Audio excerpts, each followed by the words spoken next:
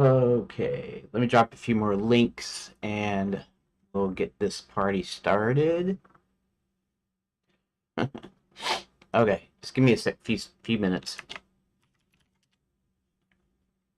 Couple minutes, not very long.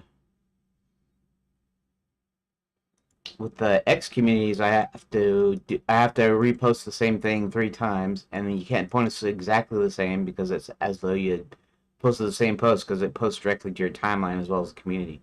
Be nice if you could tag community with your post, and we just go in there so you could tag multiple communities. That would be kind of nice. Anywho, let's go ahead. I got nice.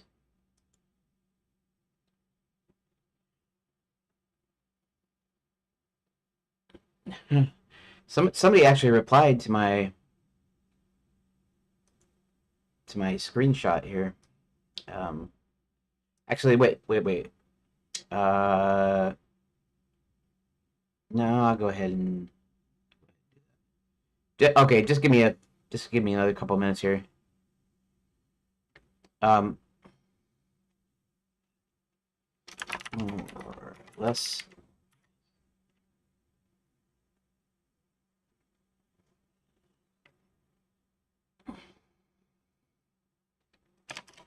You can catch me live streaming Friday around 11:30 a.m. Eastern U.S. time. 4:30 UK time. Wait.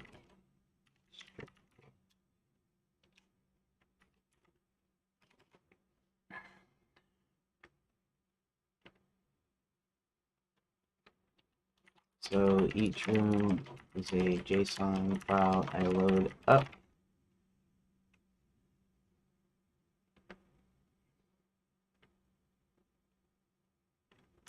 And then I make each have door nodes.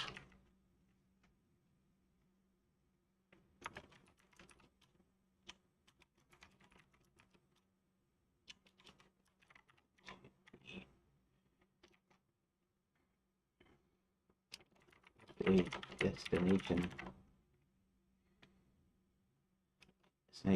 room.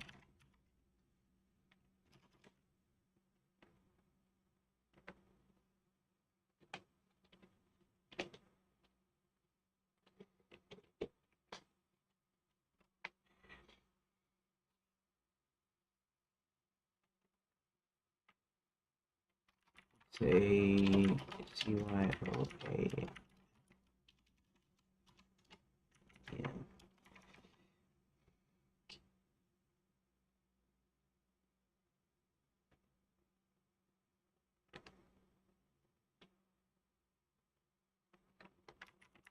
The editor.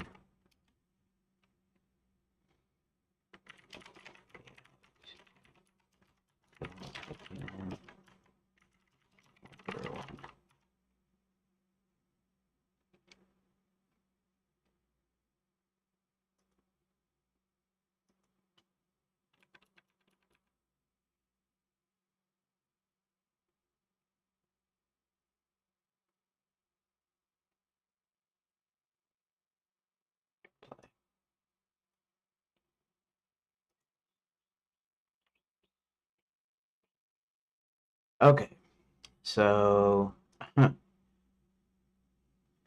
was just answering somebody replied to a screenshot that I made. I showed it the other day. I believe I showed it the other day. If not, I'll show it to you in just a second here. Um, so let me post.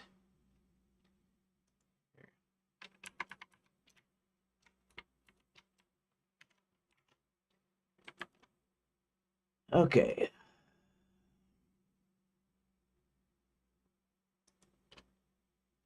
Go ahead and do this. Post.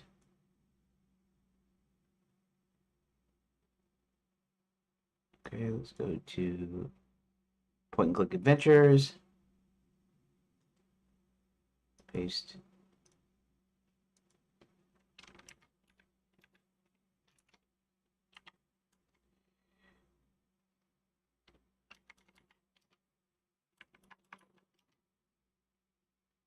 Post.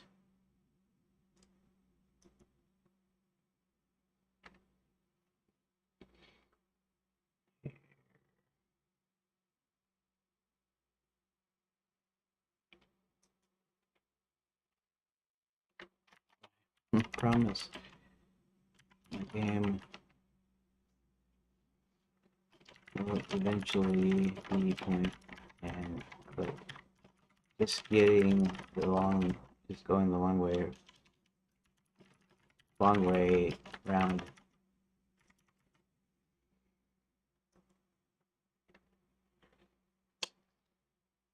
I find I type stuff that in my head sounds British, even if it's not British.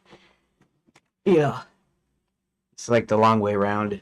It's just something I would hear some British person say, and it might totally be untrue. So it's not on purpose. It's just the way I see it in my head, because I don't normally talk. I don't exactly normally talk like that ways. But anywho, let's go ahead and get to the final one, and this is from Indie Games, which I know you can't see, but that's all right. You don't have to see it. So I can just post this as is.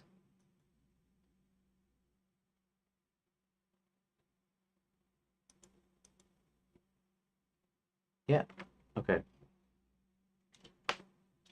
Cerulea, the Wonky Candy Company, and John. Um, I am going to be working on that part of the game, at least this half, until about 1:30, which is it's approximately 2 hours. It's like 11:38 here now in Florida, but so on the East Coast here of the U.S. and so I got roughly to 1:30 p.m. my time, and so this first half is going to be working on the game.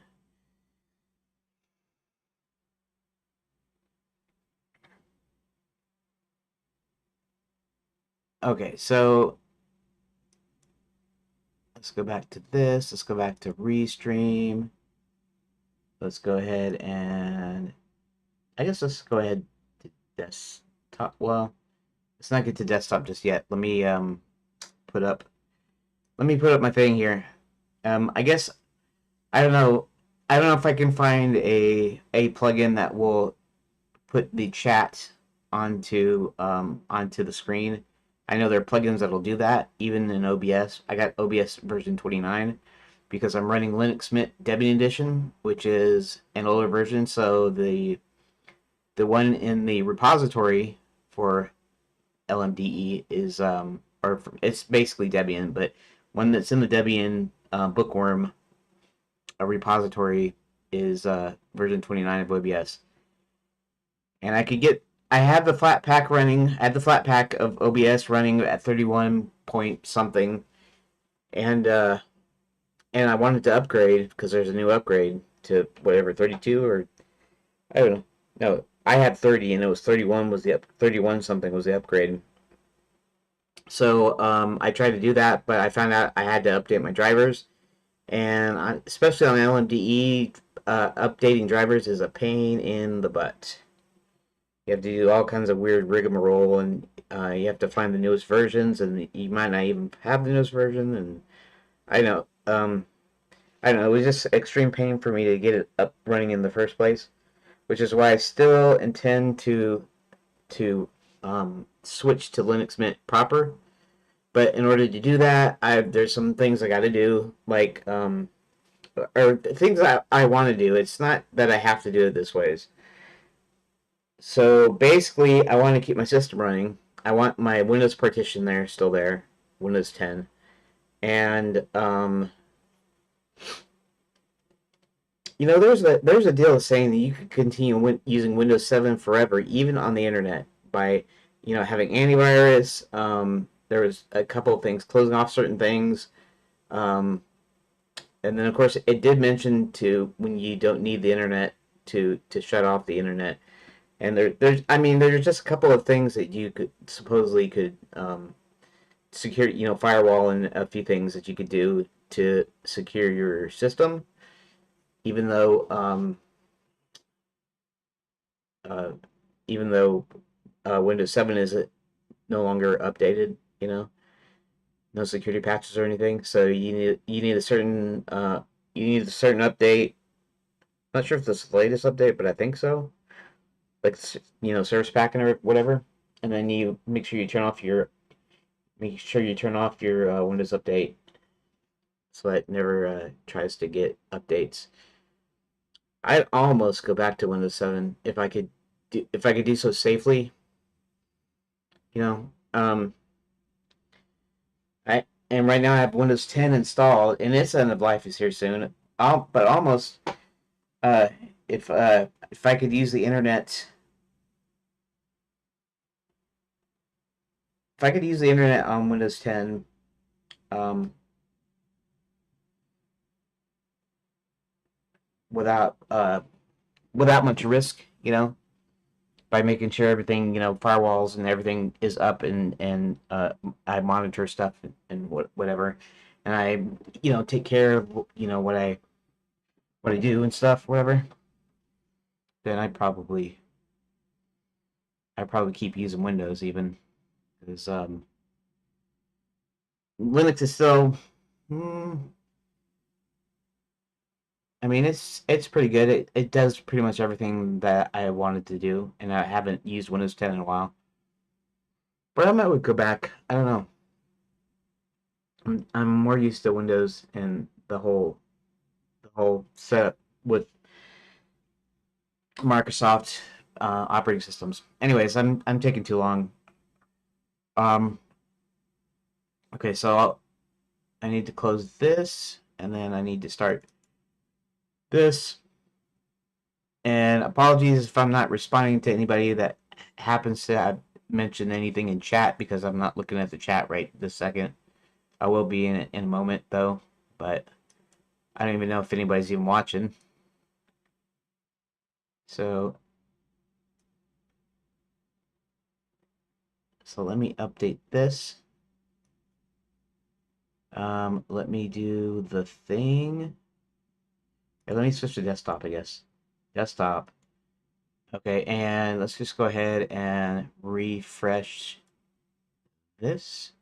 I tried doing the schedule thing on Restream, and I didn't know what to do because I run it through OBS, so I do OBS to stream, and so it's just whenever I turn on streaming, it goes to streaming. So evidently it didn't wait to actually put it onto YouTube and Rumble until I started it.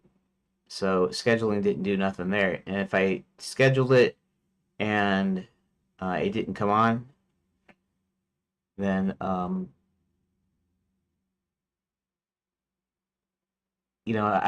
don't think it has a thing in there that to tell OBS to start streaming or anything like that because it's not like a two-way. I mean, it is in the fact that you have your streaming server, but basically you start streaming to the server, and OBS does it to it. I don't think there's a thing where Restream um, actually controls. Wait, let's go to Rumble too. Here. Rumble here. Dream game. Okay. And nobody's chat in here. That's fine. Okay, let's go to chat. Chat. Okay, I guess I'll show you guys the screenshot. You probably already seen it though, more than likely. Any of you that are actually watching this at all. which may not be anybody. But let me put this over here. Okay, so let's go to, okay, let's, well, I can go ahead and, actually, let's pull notifications out here like this. There we go. This is fine.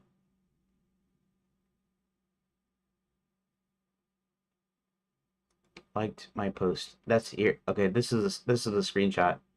This is in fact you don't even need the screenshot. Oh yeah. So I started the debug console. That's right. I forgot. That's what I did. What's this deal of this offensive content thing? This is kind of annoying to me. There's nothing offensive in this post. I looked at the reply. There's nothing offensive here. Although somebody is essentially advertising whatever their service or their thing there, so it's not actually a personal message to me. But other than that, there's nothing offensive in that. So I don't get that. Um, but anyways, yeah, I don't actually really need to show this to you. However, it's good to have this this window open. Let's go to the 2D here. Zoom out a little bit so you can see, and the way I linked all these rooms, and then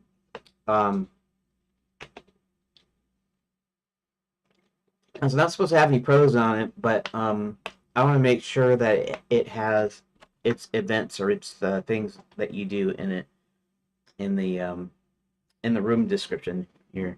So I'll modify that just slightly. In fact, I'm gonna go ahead and delete the original card that came from. I mean, just think of how many different things I have on here now.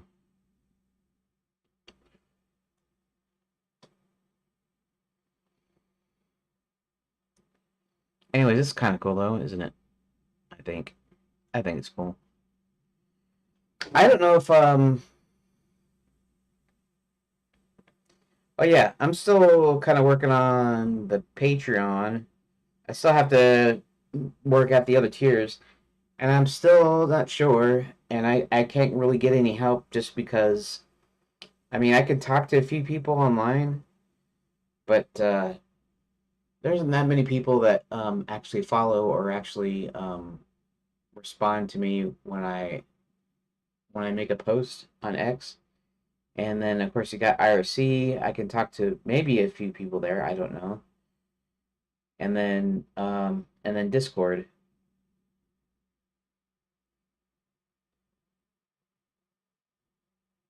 And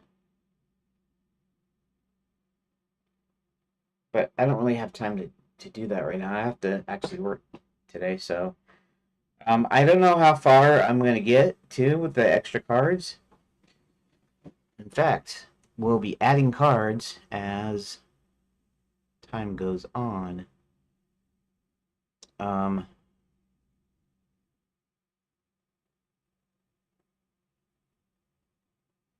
going to do something here. I'm going to... I can't move rooms, can I? I'm going to unlock rooms for a second so I can move it down.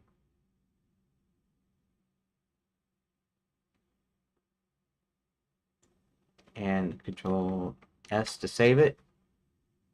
Actually, let's actually just let's actually move it down to the bottom here. Control S.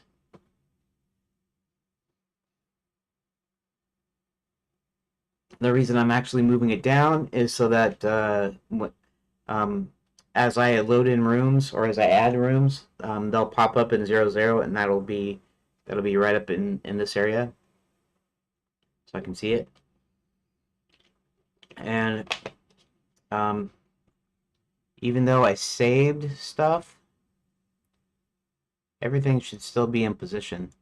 So like if I scene and reload, save scene, see, everything's relative. So the positions are relative to the room's object, right? And now it's locked, which is fine. Um, so yeah, that way, you know,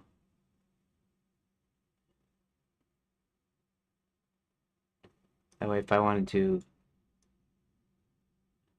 make this completely straight, well, I guess it's not going to be completely straight because of the words where it's at. I can actually move this over like this. I can make that look completely straight, and then I can move this over. Come on, you can do it. Straight, straighten up, straight. All right. It doesn't really matter. Not only can I save it there, well, that won't do anything. Actually, this will though. This will save the positions. And so now when I reload save scene, uh, right. See, Caves of Dragon Mount doesn't exist because I haven't got there yet. Okay, so that way the rooms are unobstructed.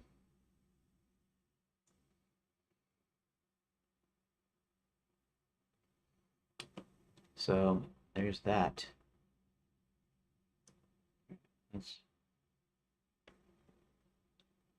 Let's go ahead and save that too.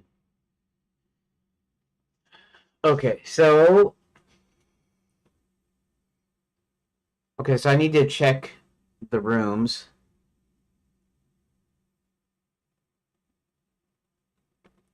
Now, should I? I guess what I'll do is I'll do this.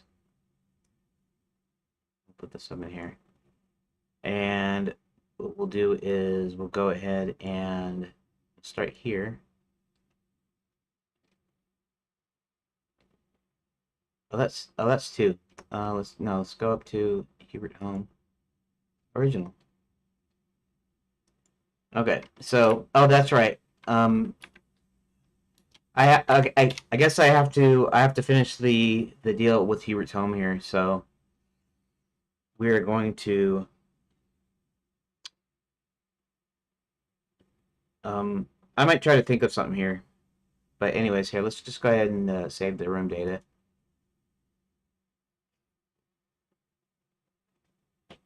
Okay, so that's home.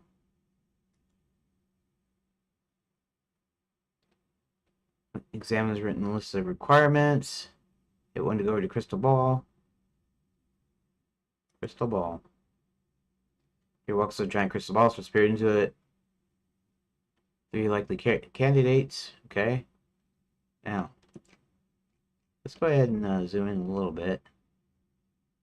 And what we're going to do is we're going to start with Daniel. And if Daniel looks familiar here, it's on purpose. Little in joke, little Easter egg or whatever you want to call it. I don't know if it's an Easter egg technically, but it's a little in joke. I'm gonna have lots of little references here. Looking over Danny, he sees him getting bullied, and then through the help of an Okinawan karate instructor, overcomes his problems through a martial arts tournaments. But maybe Daniel isn't quite the right fit, so Hubert goes back to Crystal Ball. I didn't actually really say why he isn't. I might have to. I'll probably have to go in when I make it a narrative. I'll have to come up with a little bit of a story, a little bit of a, so it reads like a story, a little bit. Okay. Uh, Now we gotta pick Harry.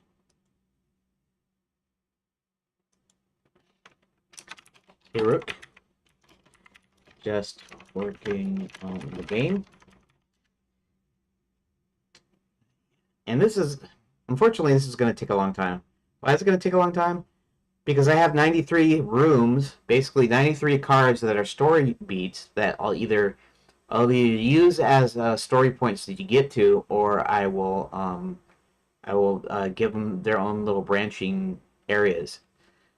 So these all actually go to the one thing, which is John, which is the one card, which might be split up into different cards, depending on how it works, how it goes. So here we go.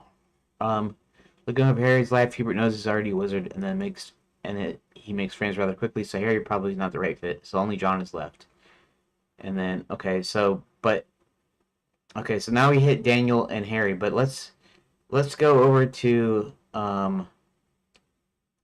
let's go over to this one, which is Harry looking over. Um, and I get this is kind of okay, I guess. Um, it's fine that it's exactly the same right now because that when I do the narrative part, when I overdo with a narrative, um, then I'll make these different. I see what I opted to do is I opted to have no loops because loops kind of screw things up a little bit with basically with the visuals. That's why I'm going to build a layout tool. That's why I'm working on a layout tool. In fact, after I come from the break, and don't worry, I still have an hour and a half before break. But after I come back from the break, I'm going to work on the layout tool. Um, and I don't think I have a separate new scene yet. It's still the editor map scene, and so like if I run the scene here,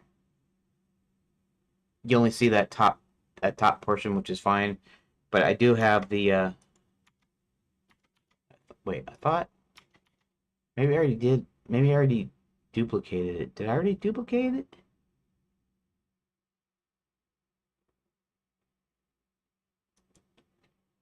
That's weird. Weird, weird, weird. I thought. Do I have? That's not right.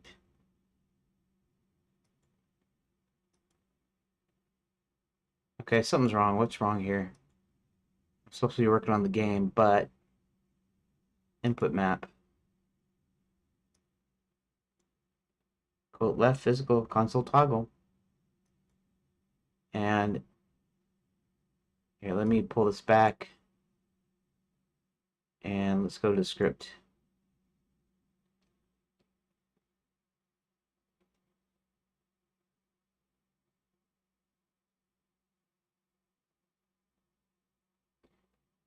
Oh. Oh, oh, oh, oh, oh. Yeah, okay. Yeah, what am I thinking? That's not that's actually that's the thing is here. The toggle's here. I wanted a debug daily to be able to switch rooms, and I'll still handle that. So I'll take the input and then I'll call the change room. I don't think I'll be using like GD script expression thingy where you have functions that you call. Instead, I'm just going to call it directly when you have the right command. So it's just going to be some. This may be the only thing that's in the quote unquote console, you know. So I'll type in something like 002 and it will should pop up the first thing. In fact, I'm just going to match the first part. So if you type out the full name, then it's going to go exactly to that one. If you type a partial name, it'll go to the first one that matches that. So that way I can switch between, um, I can switch to any level that I want. That ways. Anyways, that's actually in the actual game, not in the editor. The editor will. Anyways, I guess uh, that's not important right now, right? So okay, so basically the deal is when I work on after the break, I'm actually going to continue with that room jumping code the debug console. You can call it a debug console because it's essentially for debugging. It's not really for debugging, but it is. It's just basically it'll let you go to any room in the game, any page in the game, as long as you know the file name. I still don't know how it's gonna all shake out as far as the file names go because the Choose Your Own Adventure is not the final form it's gonna take. So, and I'm showing you everything that's in the game. So, it's probably not even a big deal to leave that in there, even if you can go to any room that you want to, because this isn't really the game here, anyways.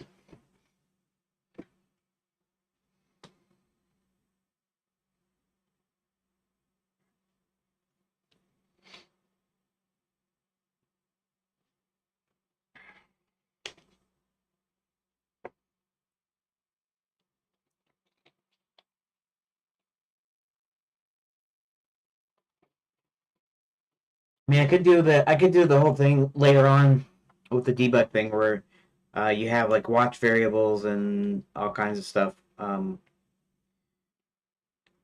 wouldn't know how to do like a step by step execution. I mean, I guess I could figure it out later. But anyways, I'm just rambling. Let's get back to this. Okay, so the Harry this other Harry card is actually exactly the same. Now I know I'm duplicating, but I what I was saying is the fact that I am mimicking a choose your own adventure, the way it works and the way it works. Well, that's not true. Choose your own adventures can have loops sometimes, but you know you're going through it and then you're paging back through it, so you're not really. This is just mostly for layout that I decided not to do this. I decided just kind of I'll have to add extra rooms and stuff, and then when I actually get to the point, okay, so the next phase is decoupling the directionals from the actual room choices, and that's going to be most of the choices are you going somewhere, right? Um, but if you're actually leaving the room per se, like this Hebert home thing might be cleared up. It might be like a one room, and he'll be able to go to the different rooms back and forth. And but I'm gonna implement them as choices so that the actual thing is the same, right? Um, Here, let me go do something real quick. It's actually kind of hot in here because I just mowed my lawn before I came in here. Part of my lawn, anyways. Um, Let me switch to the be right back screen, and as you can tell, the microphone is still on, or should still be on, because I don't think OBS shuts off the microwave. It does the audio independently. Okay, but so I'm still here, but I gotta go and check the thermostat to see if I can't turn it down. I'll be right back. Just give me a second.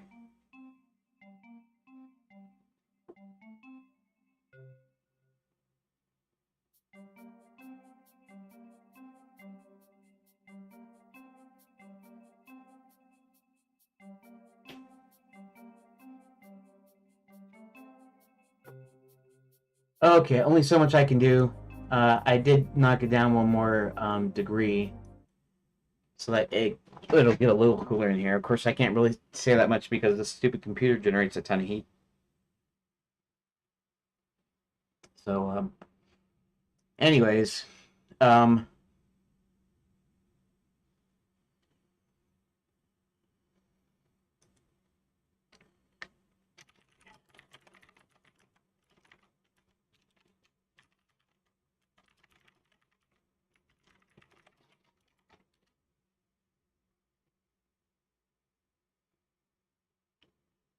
so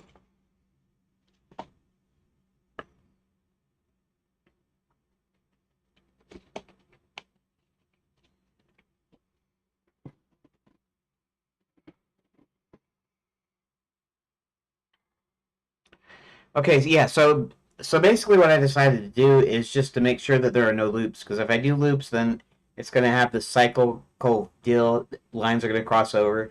And I realized that later on, if it gets really super big, it shouldn't get too big because these all go back to a single point. Like they started at a single point. This starts up here, right? So this is actually the start. Hebert Holmes the start, and then Cerulea. That's this one, right? Hebert Home 5 ends at a single point, right? One door here.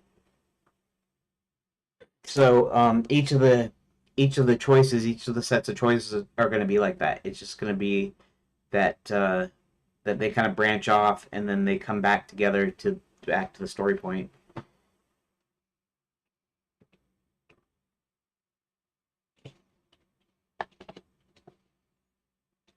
Yeah, I mean, I do kind of realize that that by not having multiple endings, it's not going to read well as a true choose your own adventure. Because part of the deal is the multiple endings, you know, bad or good, and like only one or two like good through endings. And the thing like looping rooms and stuff. I know that even that's part of it. I'll kind of be able to do that though. I am thinking about doing the two-way door thing eventually, and I don't know if I'll make that a separate phase or if I'll make that part of the directional phase.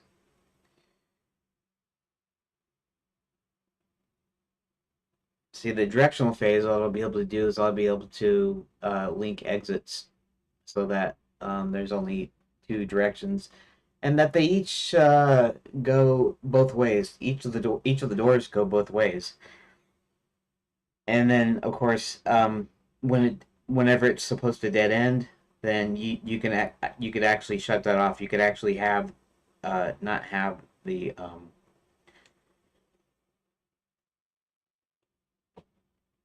um, you could have not one of them work, right, because it's a dead end. In which case the other room, um, the one room wouldn't be able to go backwards because you don't have that hooked up. So you know you're trapped in, you go down a dungeon and then you hit a dead end, and then suddenly the door closes behind you, and then you can't get back out that ways. So,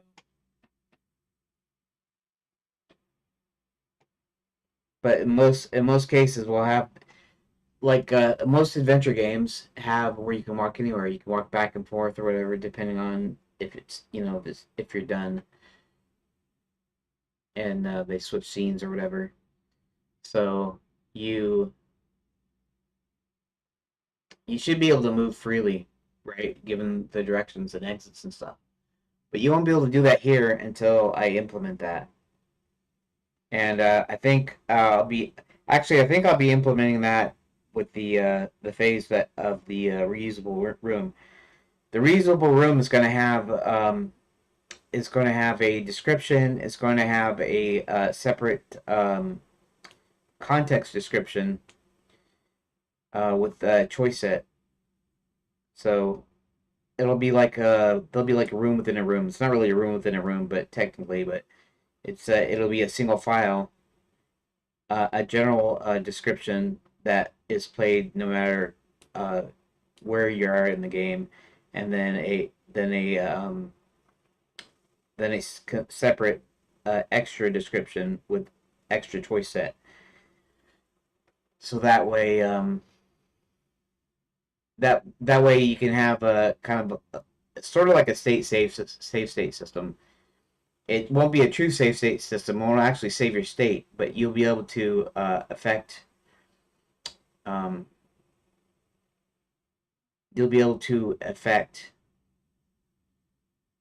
something in the room, and it will stay affected because essentially um, you'll be leading to a different room. I guess I could give you an example here. An example is going to be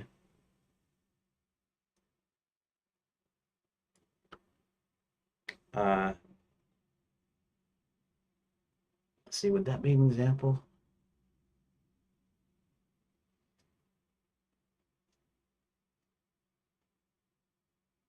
Having multiple choice sets.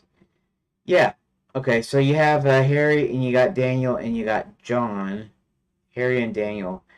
Harry and Daniel both have different choice sets, right? So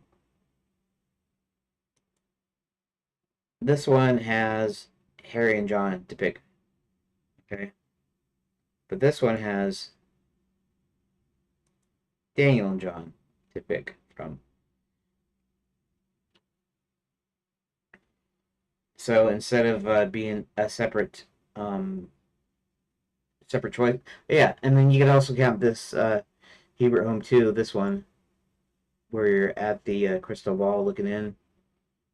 Um, that could be the same. That'd be the same room. That'd be the same thing, right? So you have the three choices. So each time you pick a choice here, you're still at the crystal ball. So you'll still be in the same room, but there'll be different choices depending on what you pick. And the thing should work exactly the same as what you're looking at, except they should be there should be less files. They should a majority of them be in the same file if it's the same location. So that way, if for instance you need to pick up something, right, like a key or something, you need to have a key. Well, you can have the room that has the key, and then later on, well, how to say it? If you need to return to the same room that has the key, because maybe it has something else, the key won't be on the table. Why? Because it will pick the next choice set because of where it's at, the position it's at in the story, right? So it'll still work like this. I might have a file with all these three different deals. These three different deals because these both have different choices. So when you go to looking at Harry, you got Daniel and John as your choice here. So then you go here, and that's okay. So that's then this is Daniel here.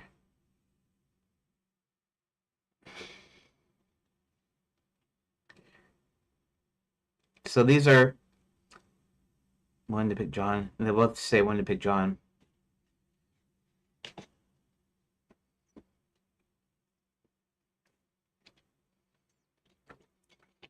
In any case, there'll be different choice sets depending on the card, and uh, they should. Anyways, I don't know what I'm saying. I'm babbling again. I'm just trying to let you know that later on I'm going to fake a save state system by allowing you to be able to return to the same room. And essentially, it's not the same room. There still technically be different cards, but it's in the same file, basically. So you'll load up the room, but then you'll load up the set or whatever. You'll load up essentially it'll be a state system, sort of. You'll have certain states, and each one will be named what state it is, and then you'll switch to a room, and maybe you'll switch states, right? Now I could do a thing where you do it directly, where it's just like before, where you when you change room, you have to give it the room name and you have to give it the state name or whatever, um, and it will act just like it does here. It's just the way the files are done will be different. Anyways, the idea is when I eventually. Oh, hey Rook, thanks for joining. I'm just explaining to anybody that happens to end up listening later, because I don't think anybody was in here until you popped in. That in the future, in the next phase, I'll be decoupling the directional from the actual in-room choices, which will largely be the same, but you'll have different keys for going different directions. And then I'm gonna have a deal where the rooms are kind of like reusable, so to speak. Like it's sort of like a state system, even though it's not really. Where a room or a location will have a bunches of different cards. They'll have their own mini description. They'll have their own choice sets, and but they'll all be the same file um, for later. For later, when I actually implement true like two-way rooms and a true like state system, so you can like leave, you can like turn the light switch off and leave the room, and then come back in the room, light switch is still off, kind of thing. You can't really do that here unless you make new pages or new rooms here. So right now, I'm not going to have any loops. Right now, I'm just going to duplicate rooms just to keep things going. And anyways, I was babbling like I always do, uh, you know, instead of working like I'm supposed to do. Okay, looking over here, his left Hubert knows he's already a wizard. Okay, not the right fit. Let's go to. Well, I guess I gotta move this over to be able to select it. That's the other thing I'm gonna do in my layout tool. You're not gonna have to click on these little crosshairs or whatever. It won't have crosshairs anyways. You'll be able to click on the room. It'll switch to the room that ways. It'll select the room if you're on it and you click on it. So the layout tool will be pretty cool. When I get it finished, it might make things even easier. Although it's possible that it will take long enough that already be mostly done with the actual game itself that I won't actually need that layout tool. But I'll keep on working on the layout tool in the different phases. So who knows? Maybe what I'll do is uh, if I got this done, once I got this done, and if I'm still not done with the layout tool, I'll work exclusively on the layout tool until it's completely done, and then I'll implement the phase 2 features into the layout tool. Anyways, we'll see. It's gonna take forever. This is only the second location here, right? I'll show you. These two, Enchanted Lands and Enchanted Lands 1, both work as like essentially cutscenes, like your opening scene if you're animating it. And then this one is where he goes to his home. And the first time he goes to his home. So that's what did I call these? Did I call these 001? Oh, Hubert Home is the second location. So we're only on the second location here, and Cerulea is the third location, essentially. So I'm not very far in this right now. Hit one to pick John. Hit one to, I don't know. Well, we'll just leave that like that. It doesn't really matter the way it is. And then this is the same way, except for this is Harry, and then this one's Daniel. And then we go here. And here's where I have to decide if I want to just go straight to Cerulea or whether I want to even add a little bit more on this. Okay. So you probably heard it. You heard me say this several times, but essentially, I needed a way for Enchanted Lands to get the magic tickets to the guests. And I have this whole elaborate thing. I'm not sure if I even put it in the story somewhere. Maybe I think it figures somewhere later in the story because I remember having to come up with that. But basically, they have these magic mailboxes that they mail the Quicksilver tickets to you, and I was basically had to think of a way. Okay, so Hubert only has half of his magic. He doesn't want to cast a spell to get those tickets to John, so he's got to figure out a different way. And I figured the way to do it is the way that they get tickets to their guests, anyways, which is they have these little magic mailboxes that allow them to send the tickets anywhere that they want it to go. And since they're magic, they go directly to the correct the they go to the correct destination. So I was going, you know what? Hubert could actually use that to send the ticket, so he doesn't have to cast a spell. Okay, so there's a couple of things here. One is I don't introduce the spell casting until I think until Lapswood, which is a ways down into the story, basically where they get lost. And since he's a wizard, John recognizes he's got to be some kind of wizard because of what he's wearing, and Hubert does some magic. He doesn't know what it's going to do, and it helps them get out of the Lapswood. So that's the real first exposure you have to his problem. But I almost need to introduce his problem earlier. Um, so that um, I don't know how to say it. I don't need to do it because this magic mailbox thing is the way to do it. In fact, it's the way he's going to do it in the story. But maybe to introduce to somebody that Hubert doesn't have his magic. In fact, I'm considering going back from Hubert back to Harold. Harold was the original name. I suppose in some way in my subconscious that the Harry Potter movies had been out. A couple of them had been out already. I don't know if we were either the second or the third, maybe the third Harry Potter movie. I think. Um, and around 2005. I don't know the exact release dates of the Harry Potter movies. I didn't, pay that much attention, even though I did see them. But so I suppose somewhere along the line in my subconscious, I was thinking of Harry, who's a wizard, and I picked the name Harold.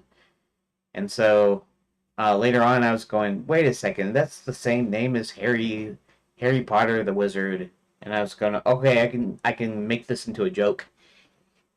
He's got his last name rhymes with Trotter or Rotter or something. And the idea being that he has kind of the same name as Harry Potter, and that would be kind of be the joke. And the more I thought about it, the more I thought it was kind of cringy and kind of you know, like it's kind of dumb. I'm obviously copying Harry Potter. I'm not actually copying Harry Potter. The character is not. It's nothing alike. It's just that he's a wizard and his name happens to be Harold. So I was going Harry Harold. They're the same name, so maybe I'll make a joke out of it. And then later on, I went, no, they'll be saying I'm copying it. But then I'm thinking later on, I'm going to go in. This is supposed to be comedy, anyways. Comedy, cartoony, fantasy, adventure, whatever. And so I could make kinds of jokes like this. I could name him Harry or Harold if I want to. So I'm considering switching from Hubert back to Harold. I always want to keep saying Harold because for the longest time he was Harold. He wasn't Hubert until just like this last year when I decided I had to change him. So I might go back to the Harold name.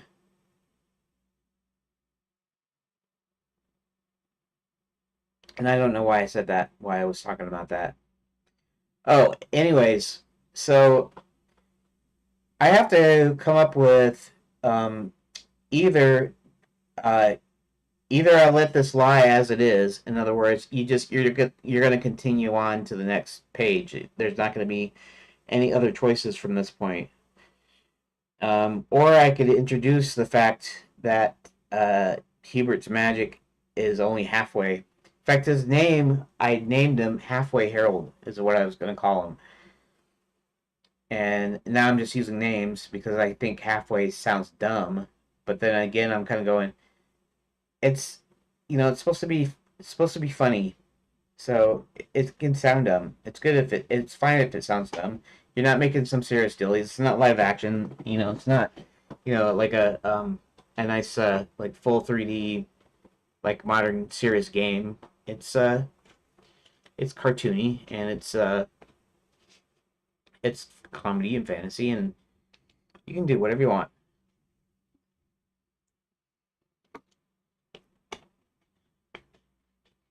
So I can either leave this as is. He then spots John, pulls up info about him, sees him enter a convenience store to grab a Benny Wonky bar. Hubert puts a silver ticket in the magic mailbox on his desk, which magically appears inside the wrapper. This is what he does, and this is going to stay kind of like this. But do I introduce the casting system where he attempts to cast, you know, you have a box, you have he's looking on his desk in the study because technically he's still in there with the crystal ball. He's got three hats on his and that's the other thing. I can't do hat magic here in the choose your own adventure version because that requires it requires a lot of cards. So you have at least three hats that you put on in configuration. So there's like up to 9 configurations, right? 3 times 3 is 9. So there is 3 configurations you can have the hats in. Actually, maybe there's 3. Maybe there's. I don't know. Maybe it's not 9 though. Could say 9 because 3 combinations of 3. I wonder how that would be.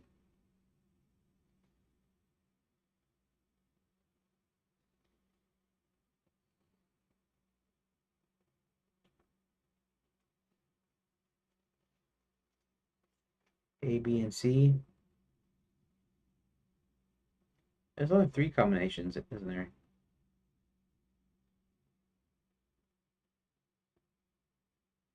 Here, let me do something here real quick. Here, let's see something here. A, B, C.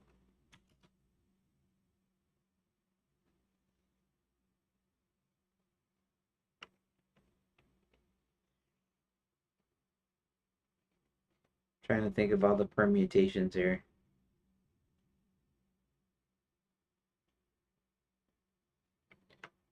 All right, A, C, B. A, B, C, A, C, B. You can't have any more A's, right? So that's only 2.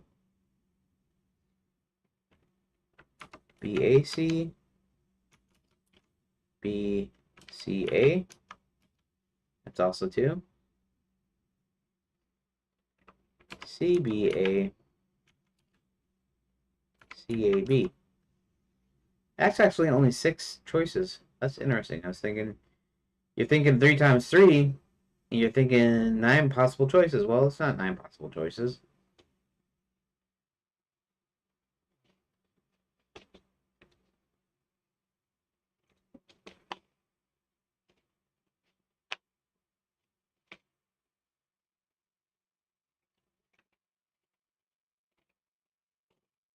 I think that's weird. There's got to be 9 combinations, though, right? What am I missing?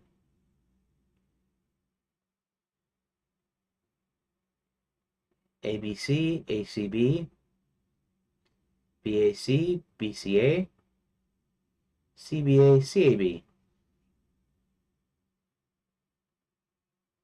I'm going to ask Rock. Because I always thought that... Oh, that's right. That's just my screenshot. Well, I guess I don't need to do it on the Grok. Here, I can do it here. On X here, because I'm already logged in. I have 3 different items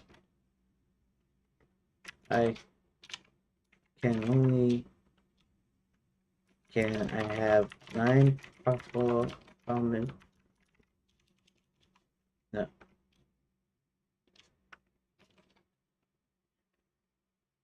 I was thinking 3 times 3 is 9 possible combinations. But I just did it, and there seems to be only 6.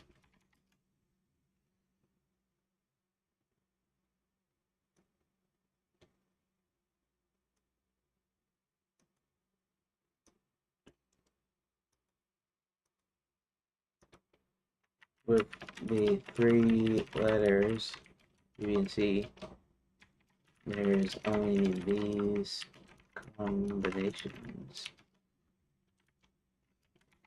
How come I thought there would be 9?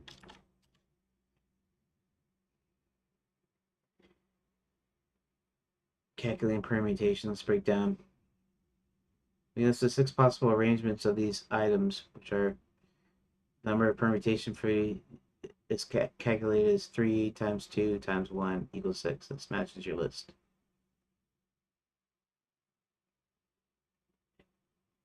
Order doesn't matter.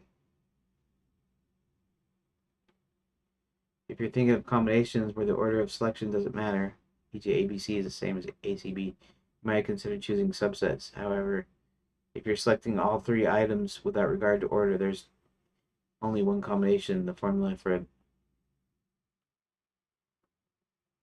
with a different scenario, such as pairing items or miscalculating, for example.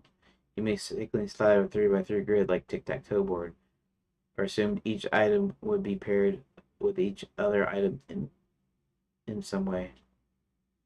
Oh, what the heck?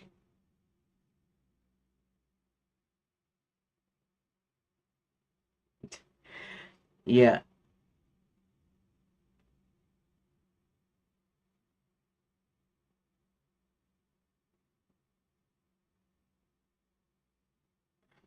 somebody's trying to get me to play their game, and so they hit me up as a Discord friend, and I went ahead and accepted it, kind of knowing what it was about. Basically, it's some other game dev that just, they're trying to advertise their game. I don't know if I'll respond to them though. I think, I don't necessarily think I'll do that, but we'll see. Yeah, I'm thinking coordinate pairs when I'm thinking 9 combinations. So that means you have 3 on top and 3 horizontal and 3 vertical. That means there's 9 possible combinations, 9 possible coordinate combinations.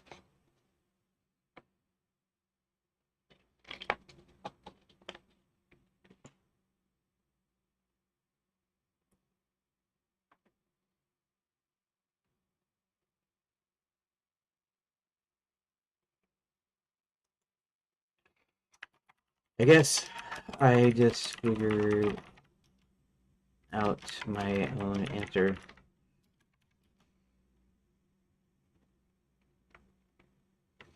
When thinking of a grid, i.e.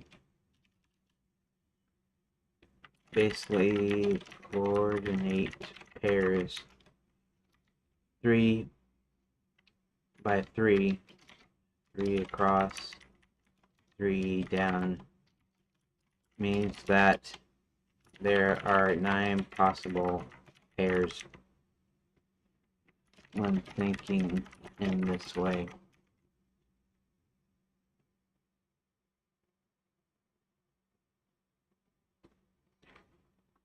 And why was I thinking about...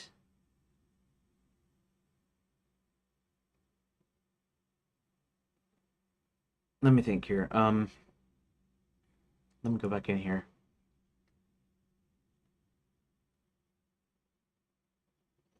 Oh, the 3 hats. The 3 hats. That's right. You have only 3 hats.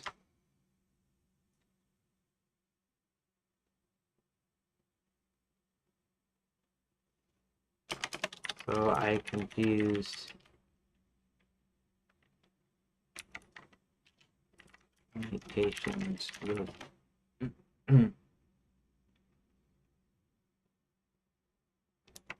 paired combinations.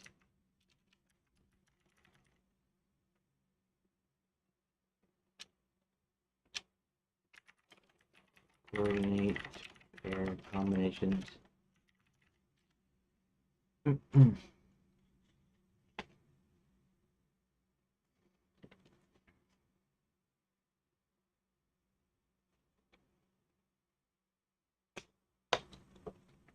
a sequence yielding 6 outcomes. These are two concepts, which is easy to do.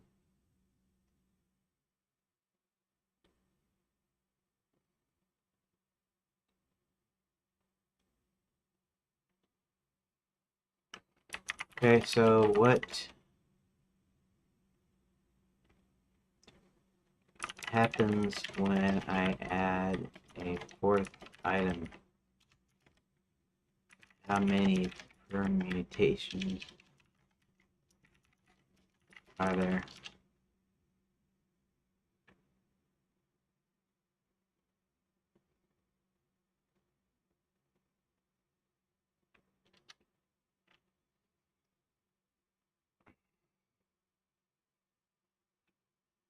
Four possible permutations. Interesting. So as you add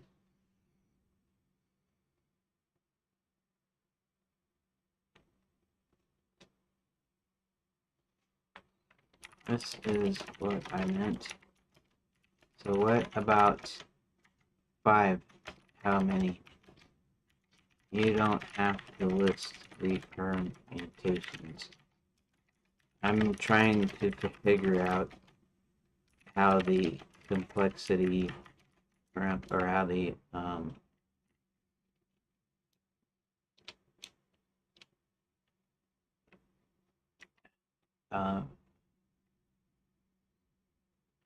how many it increases to each time you add one.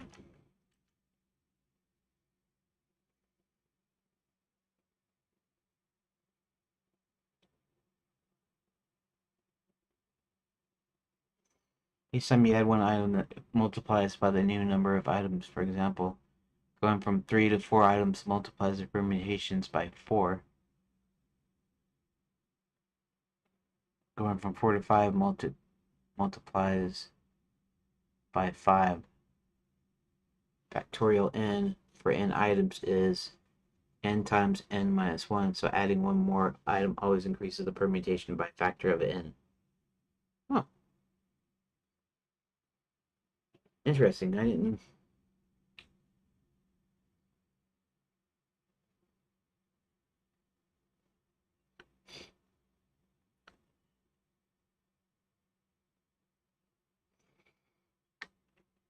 Is there a pattern though? I mean, other than the fact that you're multiplying previous number of permutations.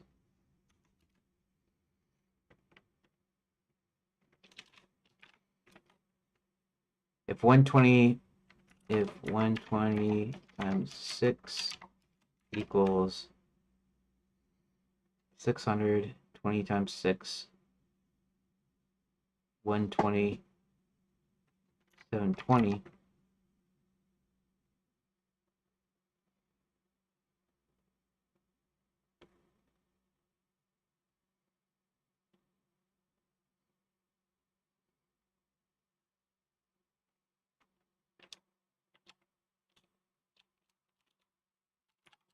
Maybe it'll tell me what.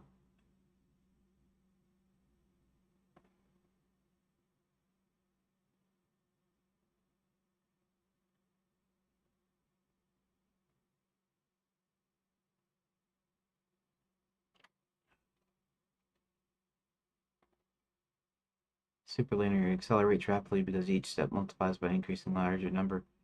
For example, adding 1 to 4 to 5 has a bigger impact than 3 to 4.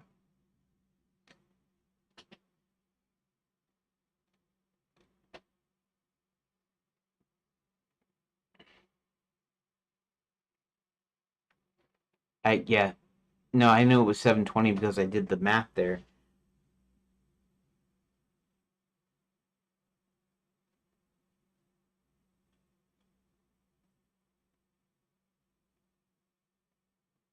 Hmm.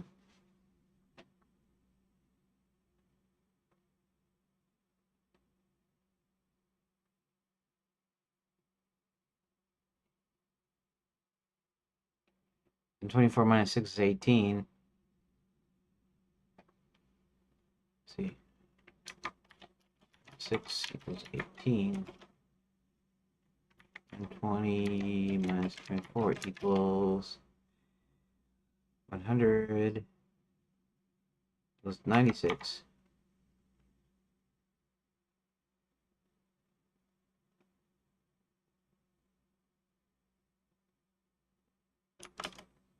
Seven 20 minus 120 equals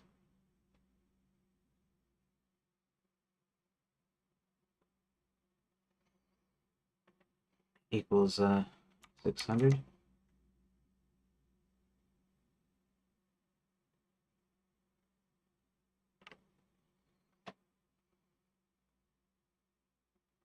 Interesting.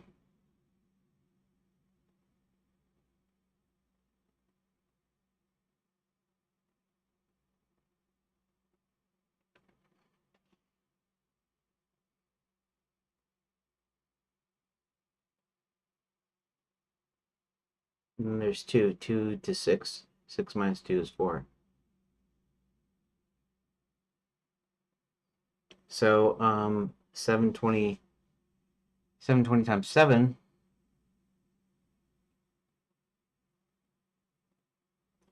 uh, I don't know much about math. It's just, I don't know. I should get back to work here.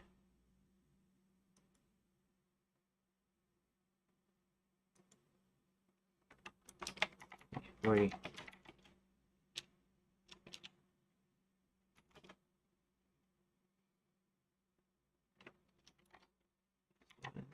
Times 7.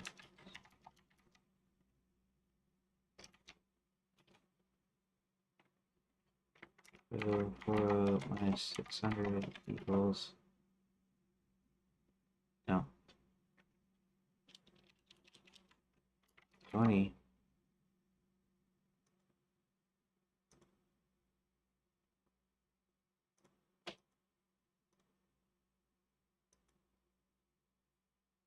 $43.20. 20.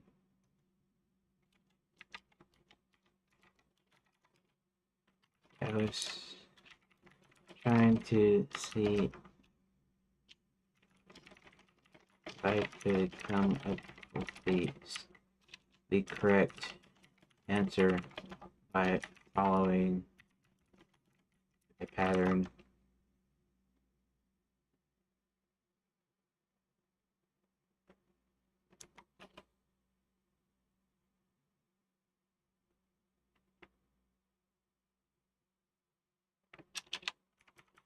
But I can't, I guess, because it's too big and I'm not really a math person.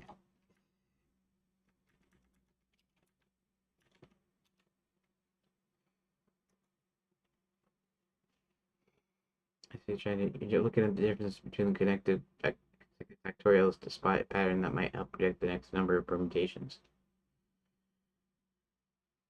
This makes sense. 3 items is 6. 4 items is 18. Is 24 minus 6 is 18. 600.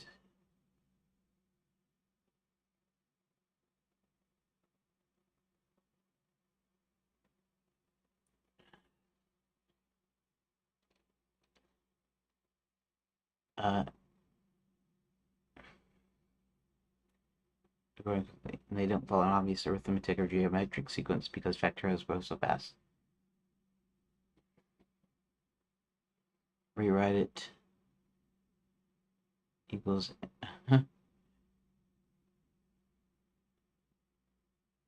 shows the difference.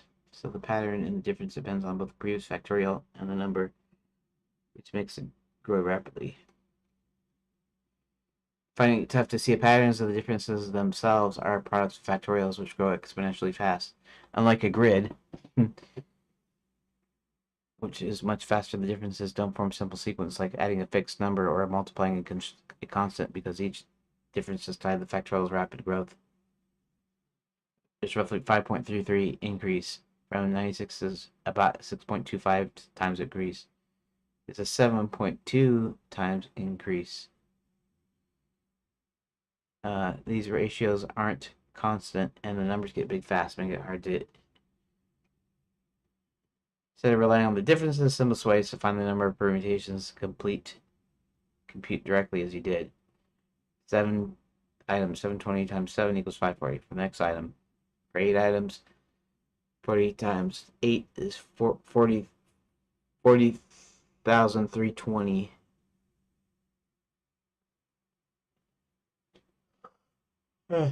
Yeah. Okay. Okay. That's all. Just another tangent my mind went on.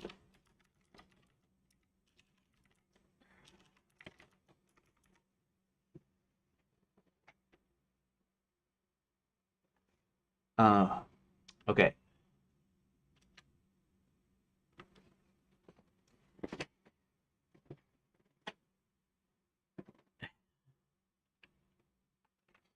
I'm making a game, and the way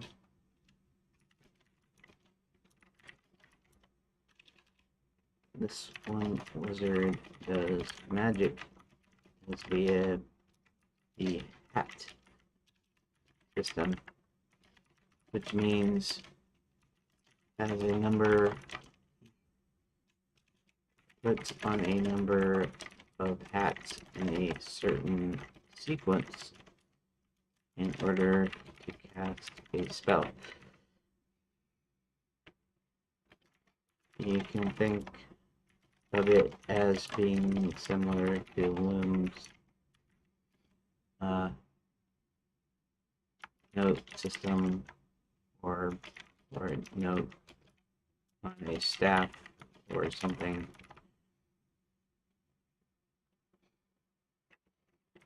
Where you had to hit the correct notes in order to cast spell.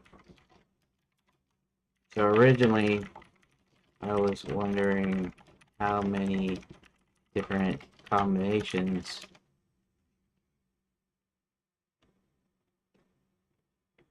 the wizard could use with just 3 hats, and apparently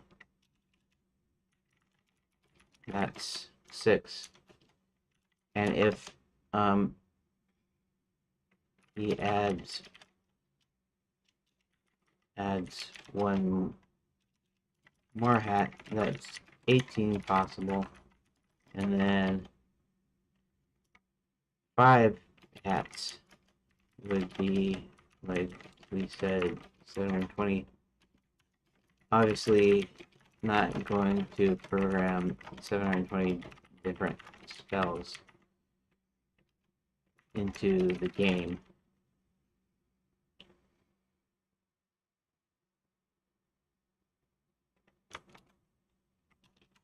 But it's useful to know.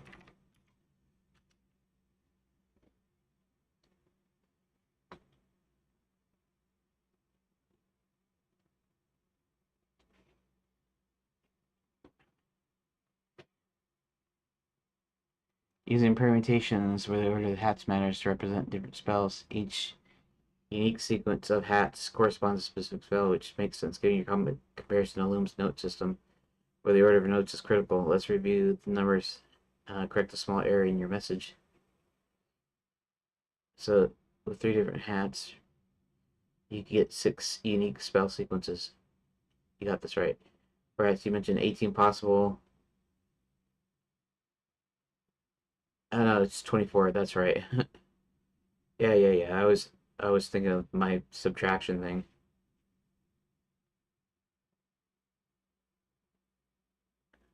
120. Okay. Right. Okay. 24 spells, 20 spells, and 20 spells. Uh, yeah.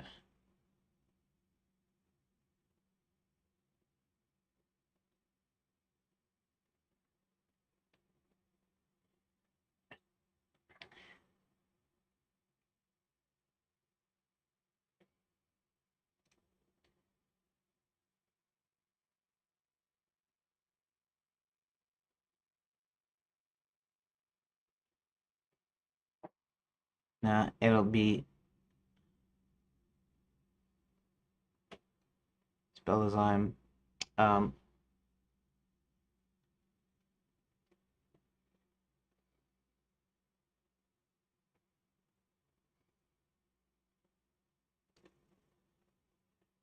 yeah, right. That's probably what I do. This is an adventure game, anyhow, so I wouldn't use up to 120 or maybe even 18, like Loom, only using a small subset. We can maybe imply there there are hundreds different spells, but in actuality, I can do as many or little as I want. Although the lower end, i.e., three three hats, uh, is probably the minimum, um, and 5 will probably be the max, but I won't ever make that many spells. Only a few spells. So if I only did, okay, if I only did 3 hats, there's only 6 spells. Of course, there are lots of different types of hats, so you have a choice of hats. So I could keep it down to 3.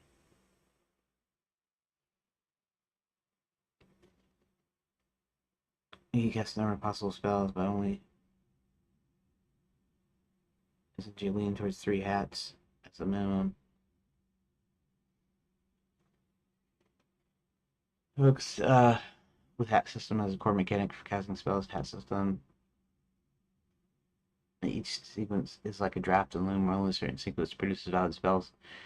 You want a minimum of 3 hats and a maximum of 5, but you'll only design a small subset, implying a larger magical system for world building.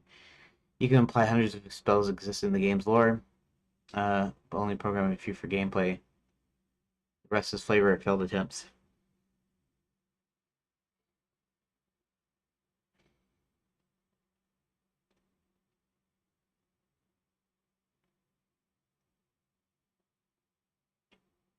Yeah, 3 hats.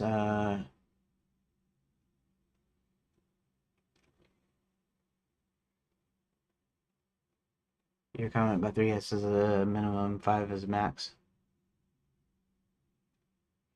Selecting subset of spells. Yeah, it won't really be. It's for puzzles basically. In fact, it might really matter the amount. I was just what I was mostly thinking of, is in the final game you'll be able to combine hats together. In fact, you'll have to cast the couple of spells that are in there, and um, so with only three hats, you only have six permutations. That means I can only have a max of six spells with those particular hats. Spell discovery. Yeah, I'm kind of thinking of that like the loom, the spell discovery thing. Although Hubert already knows certain spells, so it's not like um the character wouldn't know it. So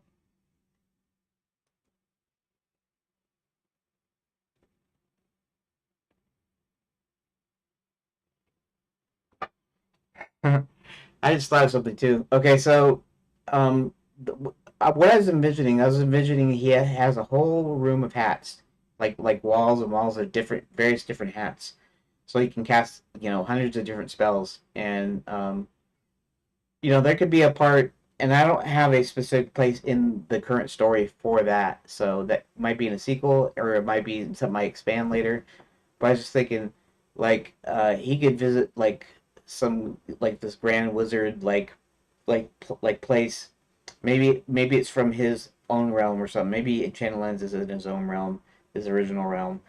But where they have like the grand hall of hats, and it's like literally like this huge mega building, like the Library of Congress or something. That has tons and tons of different hats from all the different realms and it's just like scads and scads. And so I was thinking that would be kind of funny, kind of interesting. They're trying to find a specific spell, and the only way they can do that is if they visit this big repository of hats, the giant wizard's hat repository or something. And maybe it's in the form of wizard's hats and has different levels or whatever. Anyways, it goes in and they have to do some searching. It's like a library basically.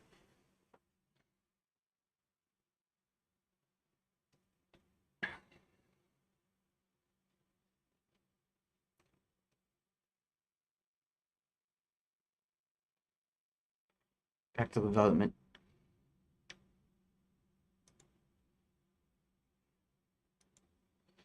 I think the 18 was just from the subtraction I was doing earlier.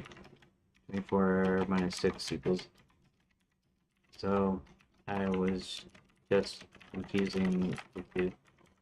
It doesn't really matter. In fact, I can keep the number of hats for any one spell to 3, but still have any number of hats. So it's 6 possible spells out of. So it's uh so it's 3. It's any combination of 3 hats from a total of 1,000 hats or whatever. I'm just picking some arbitrary number.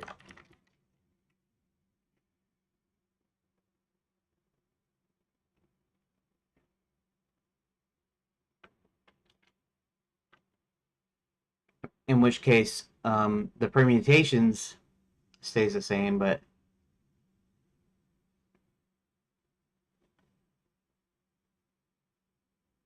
find the hat system is a brilliant way to keep the cement while playing vast magical world. And you're saying spells are cast using sequence of 3 hats. Order matters, so permutations. The wizard can have access to a large pool of hats or any arbitrary number instead of using all the available hats in a sequence. Each spell is uh, is a sequence of exactly 3 hats chosen from a total pool, with order mattering.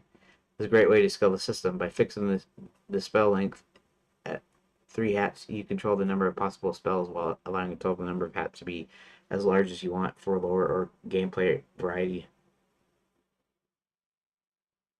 Since spells are a sequence of 3 hats, in order of matters, we can use the permutation formula for choosing k items from n items without repetition, since wearing the same hat twice in a sequence seems unlikely in your system, like Loom's notes. 6 permutations.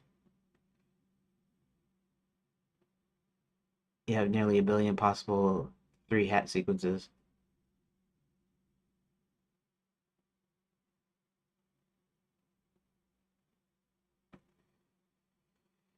Yeah,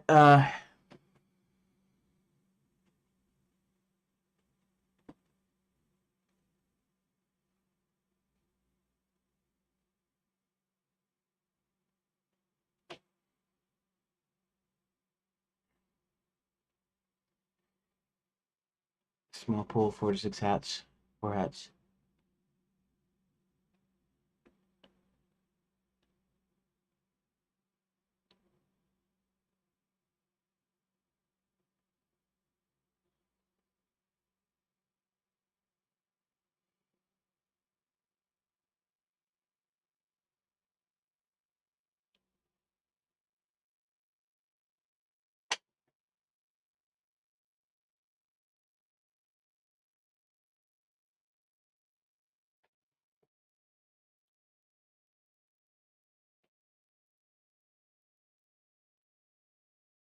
Invalid sequences, 10 hats.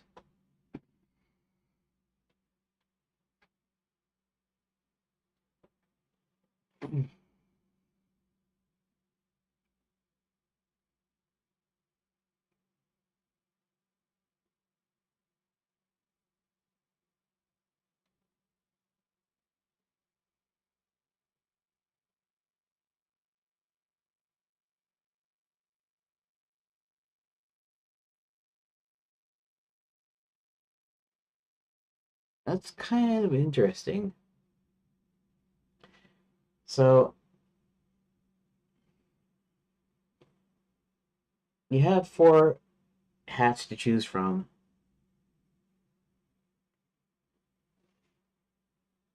Interesting. Okay. Okay, that works. I should get back to working on my game. Thanks. We'll talk later. Okay.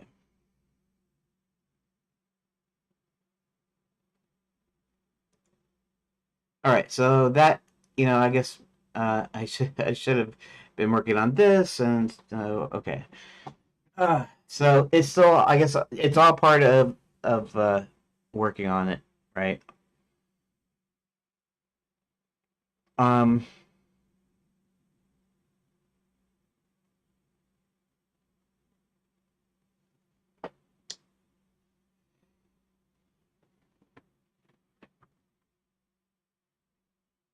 Okay. So again, what we might have here is we might have 2 separate deals.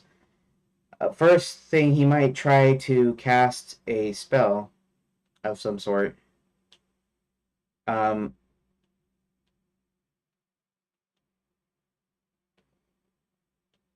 and yeah, I'm not sure if I should just go on to the next thing and work off the next deal, or if I should go ahead and add these little extra choices here.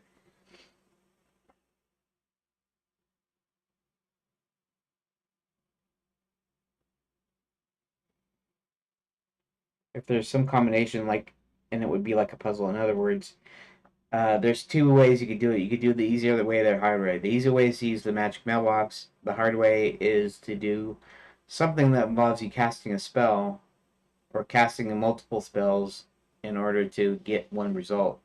Because he only has half of his magic. So, and you don't know how that um what word am I looking for? Anyways, you don't know how that executes. You don't know how that works, basically. In other words, might do a spell, a teleportation spell that should teleport it to his location, but it only teleports it halfway.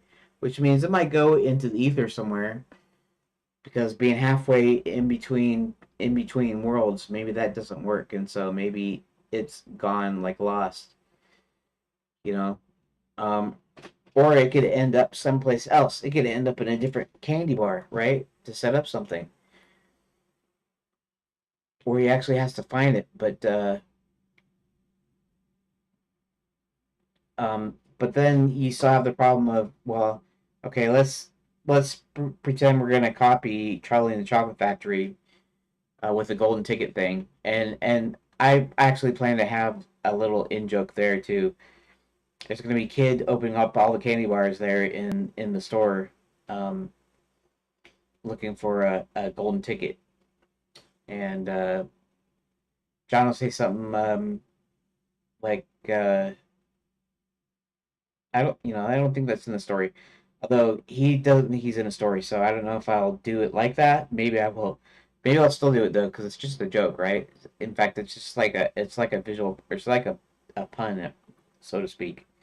So it'd be like, I think you want, I think you want that store over there or whatever. And I think you want, I think you want a different story or something. You know.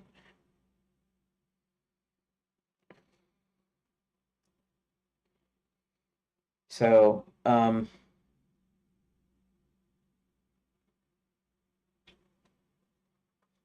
maybe what happens now, the other thing here is the fact that it's halfway, and it's meant to be a partial. It's not meant to be a an error where it's only part, and it's, how should I say it?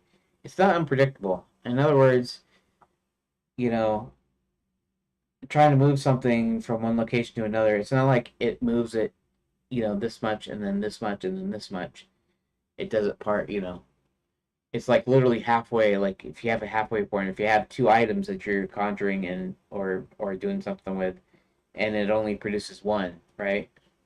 It's like literally half. So that's kind of part of the joke is it's literally half. So what could happen is he could try to teleport the ticket to John, and it ends up splitting the ticket into two pieces, right? Of course, if I want to keep my logic of my game world consistent, any number of Quicksilver can work. So maybe he doesn't need the full ticket to go into Enchanted Lands, and that's another thing I could kind of explore. So that way I can actually have two different pieces. Um, Now the only thing is he wouldn't be a responsible wizard if he just kind of willy nilly did halfway spells. In other words, it might never work. So if you're a responsible wizard and you know it only works halfway, like literally halfway, um, then you might be reluctant to try it at all. Much less, you know, worry about whether it's halfway. So it could transport the ticket halfway there, in which case it doesn't materialize where it's supposed to. It could, like I said, it could split it. It could only give him half of the Quicksilver ticket, which would be enough for him to actually go to Enchanted Lands. But there's another problem, and that is the ticket has some magic words on it. It's got a phrase on the back of it that he reads aloud that opens the portal, and that's part of your deal. So that could be an actual puzzle later where he only gets half of the words and he has got to find the other half of the words. The other thing that could happen is he could. What time is it? Okay.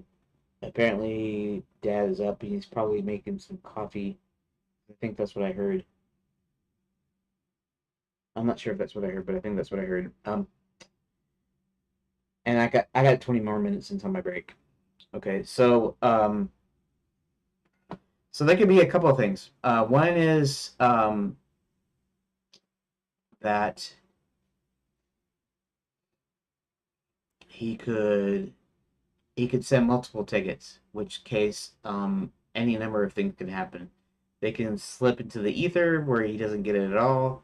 They could be half pieces. They could be split in half into two different candy bars. Then he has to open up the different candy bars. That could be a deal. Um,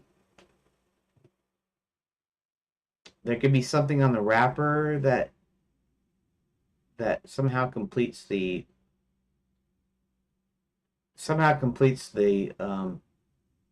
magic words. I'm not sure how that would work. If I ask Grok, I probably won't be getting anything done today. Okay, let's go to the Grok website.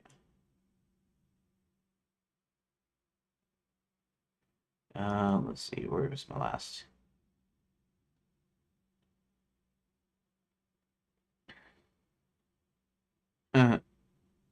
Solar questions. No, I wasn't talking about the sun. I was using the voice thing on the phone app, and I was like, is this thing on? And it was like, you were asking about the sun? Okay.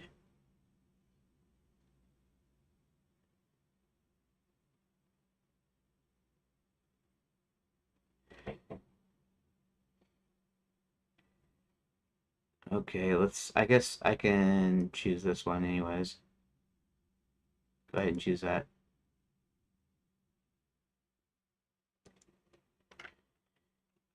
Okay, it's Monday the 26th and 1:13. I have about 15 minutes till my break. Not working on the debug console. Console in quotes because it's just one command to switch rooms, not an actual full console. Um, anyways, I'm working on further possibly splitting up my rooms. These were the JSON files for locations where events happen.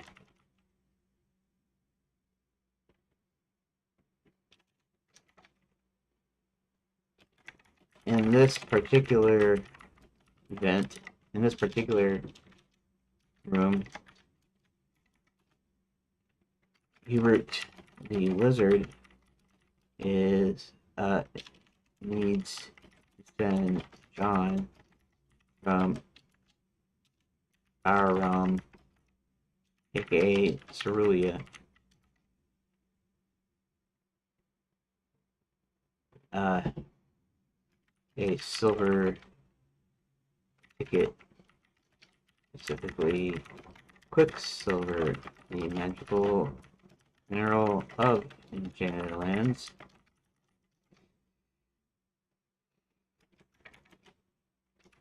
Hubert's problem is half of his magic was stolen, and it exhibits. What? It's not exhibits, but it might be exhibits. Presents itself? Presents? No, what word am I looking for? It's not exhibits, it's not presents. What is it?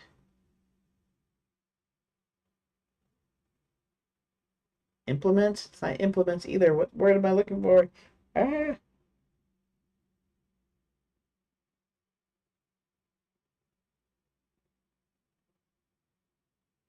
Manifest, I think.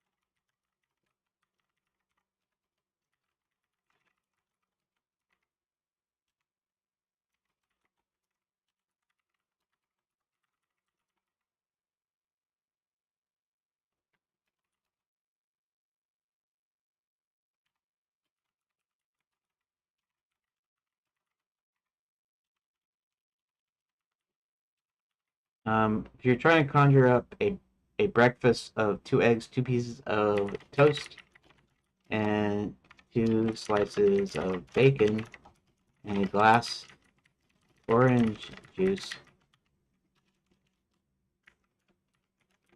you will end up with 1 egg, 1 piece of toast, and 1 slice of bacon, and a half a glass of orange juice.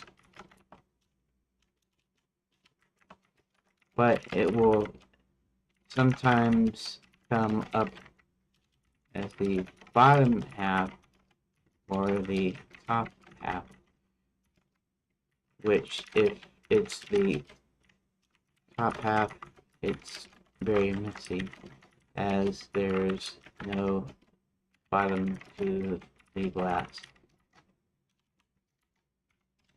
If he tries to teleport someone, they will literally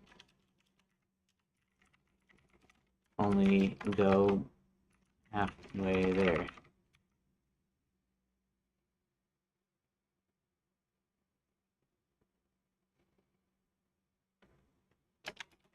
So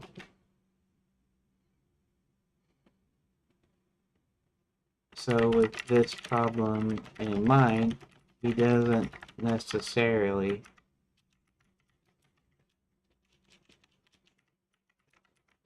want to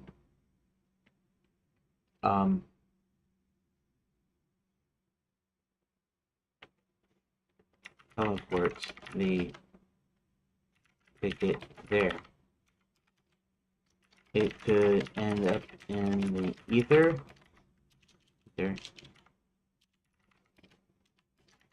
halfway in between realms. It could end up as only half of the ticket, meaning the magic words John needs to say will be partially missing. It could end up as a ticket in 2 pieces.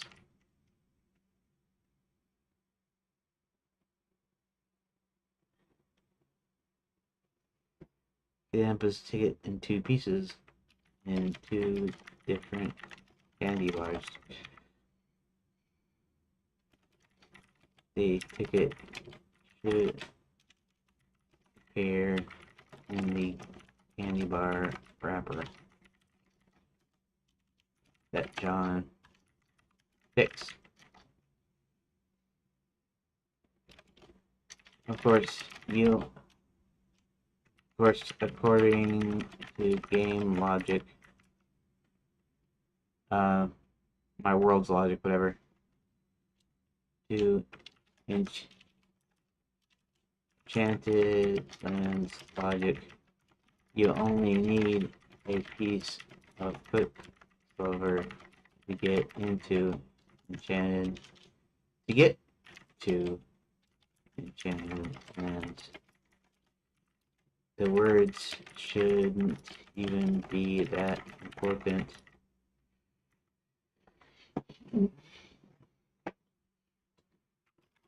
Although I came up with the idea of the words being how you utilize it. So, any thoughts here?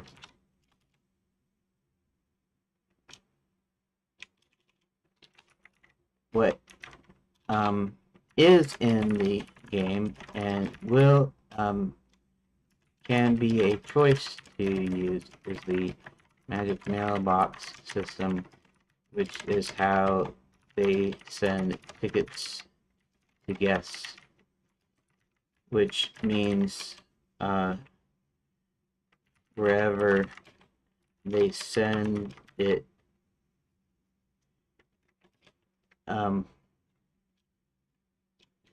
whenever they put it in a magic mailbox, then it ends up going to its intended destination,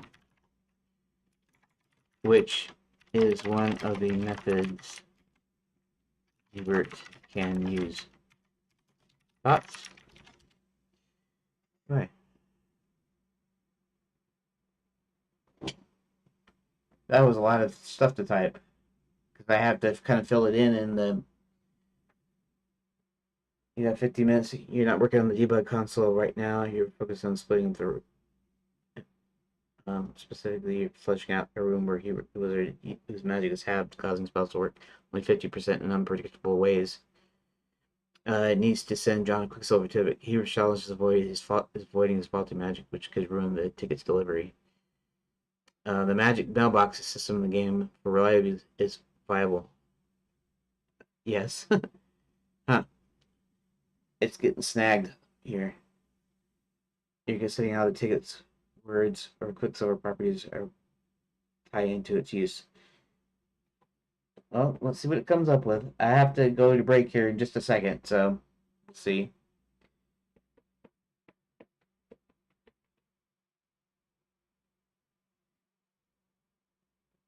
Here. For the ticket, the risk of partial delivery. Split ticket makes the magic. Parcel red herrings as Quicksilver alone enables travel. The words might be a stylistic ritual, but not critical.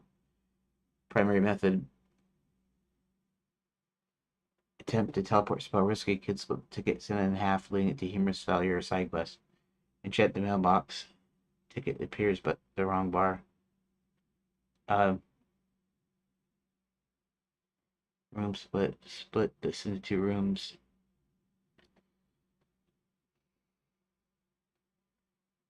Make the words allure flourish. John says them for effect, but Quicksilver's magical properties do the real work.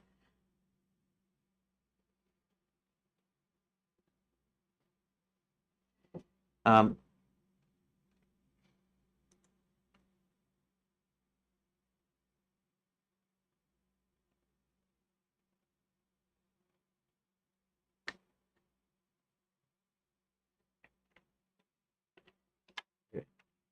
okay, so the way I have it down, he does use the magic mailbox. However, I'm thinking whether or not to add some more choices.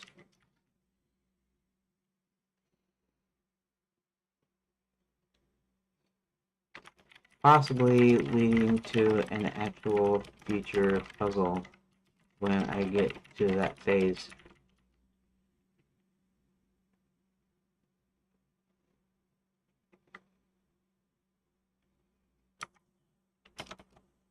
Also thinking about introducing that system through here, although I still need a logical way for John to get the ticket.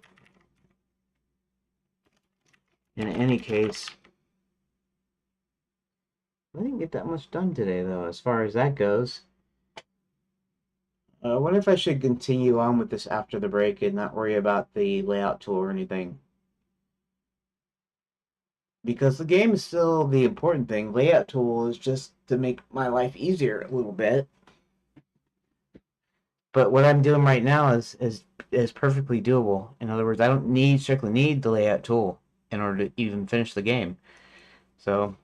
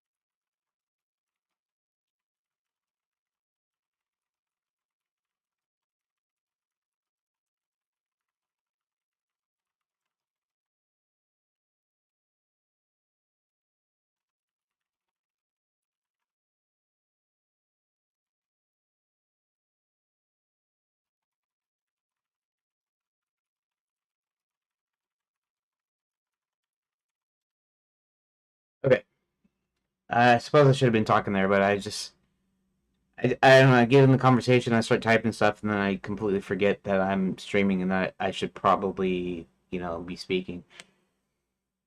I don't have a problem speaking anything that I'm doing, so that's not the issue. I'm not trying to think of things to say or whatever to make the stream more interesting. I'm just, um, yeah, I'm just like forgetting myself for a second. But let's take a break. Enchant lands your magic mailbox, but you're considering adding more choices of rooms. Uh, JSON to set up future puzzles. You might also think about introducing the hat smear, but you need a logical way for John. Receive the ticket, e.g., in his candy bar wrapper for your break.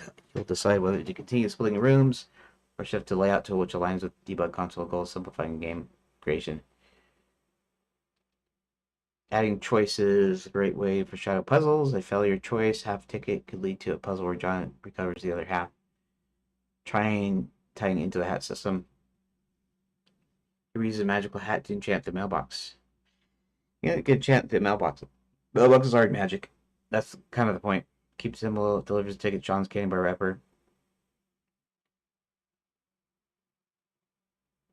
Rooms versus layout tool. If you stick with rooms, we can draft JSON for new choices. Okay, I'm gonna go ahead and go on my break. So, thanks, Rick, for popping in. I'll be back in about 30 minutes if you're still here. If not, then have a good rest of your day or your night. And yeah, so going on break, and I'm gonna go ahead and cut the mic.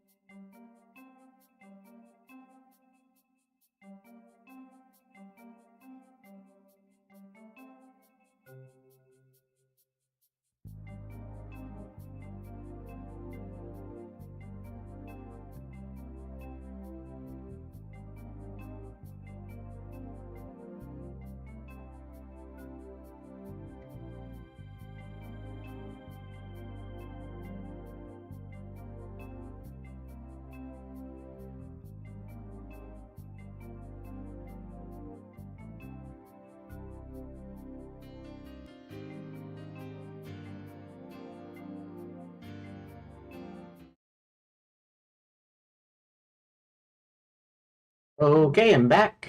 And I guess I should put back here as well. Backity back. Okay, what was I doing here?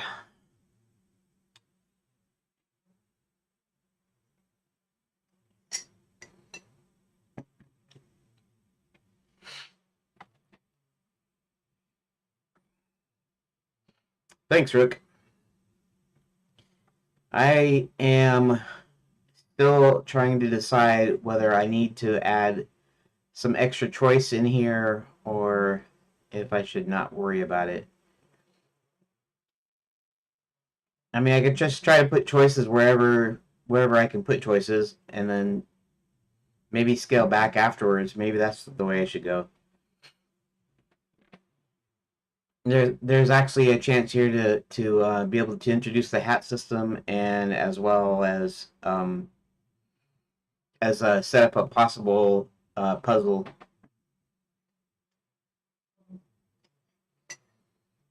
I guess I haven't really defined the rules of magic with regards to Quicksilver because you need Quicksilver to get back into the realm. You don't necessarily need an incantation or whatever, but then how's the met how's the method of how does the method work to get you into Enchanted Lands? In the deal, they open portals, and I guess what I decided on was that they open portals by saying some magic words on the back of their tickets, and maybe that's how it should work, how it's supposed to work.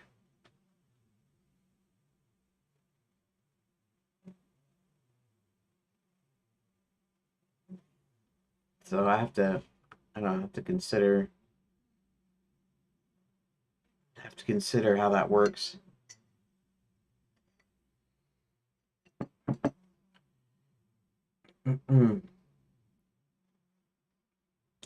Magic mailbox.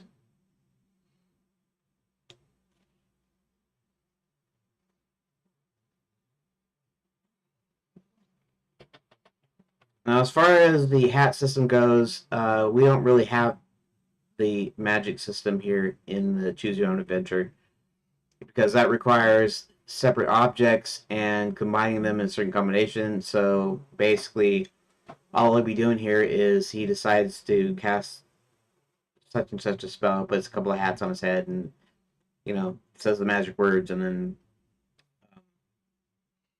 that does something. I am sleepy. Okay, so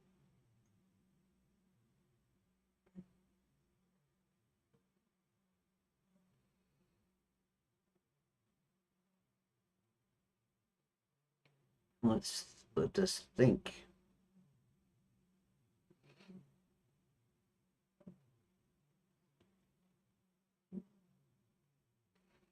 And maybe the Quicksilver works automatically. In other words, someone that's a citizen in Shadowlands, maybe um, I don't know, maybe not everyone should necessarily have access to the Quicksilver. That is, to be able to go into different realms. I guess I don't know if that means that everybody should be able to do it. You know, citizens' rights, right? Second Amendment, the right to bear Quicksilver shall not be infringed.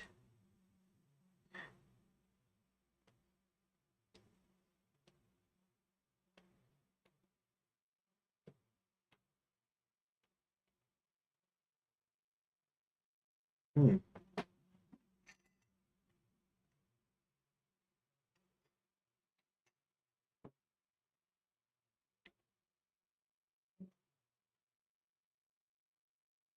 Yeah. So how does Quicksilver work as far as somebody wanting to open up a portal with it? Max is actually going to create a machine that uses Quicksilver to power it, so it can open portals.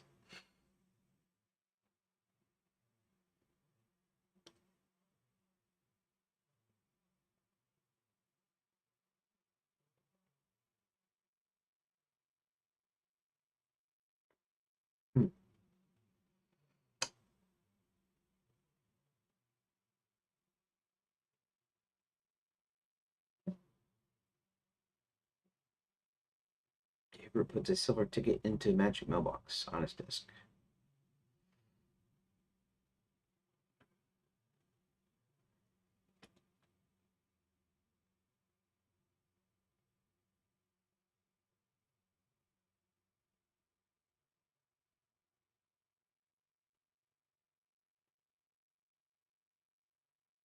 I could just make it like a simple decision here. He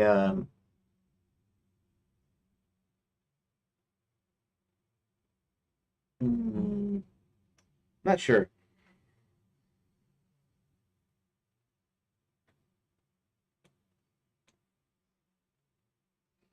Yeah, I could do the thing where it doesn't work properly, and so he decides to use the mailbox anyways.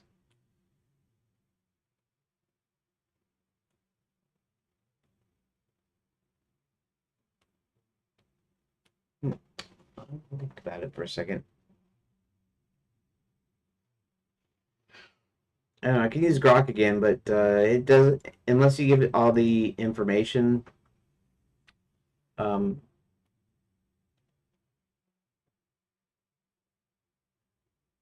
it doesn't come up with the right thing sometimes.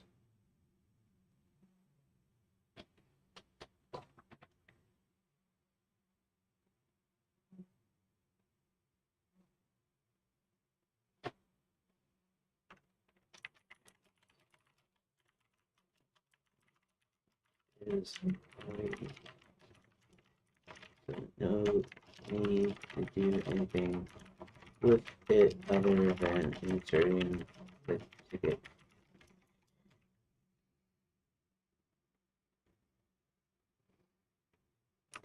However, there will be a problem if Hubert decides to use some teleportation magic. And that's I'm trying to come up with ideas for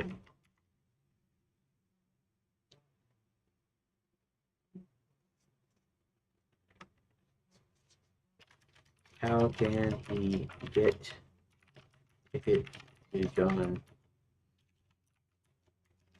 without I shouldn't say without using a spell.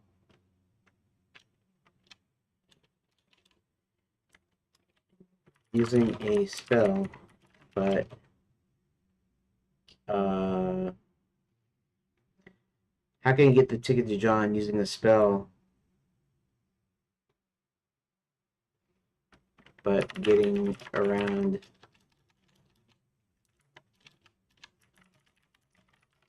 halfway? Um, what word am I looking for?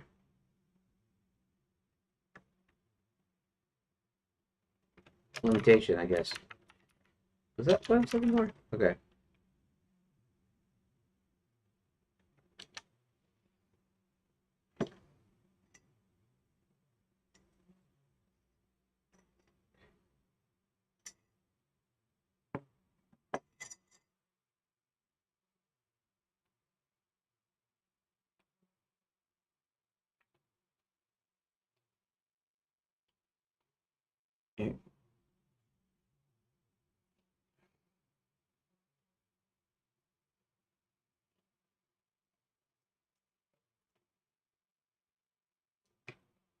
Well, it doesn't have to be a teleportation spell either, but it can be some other method.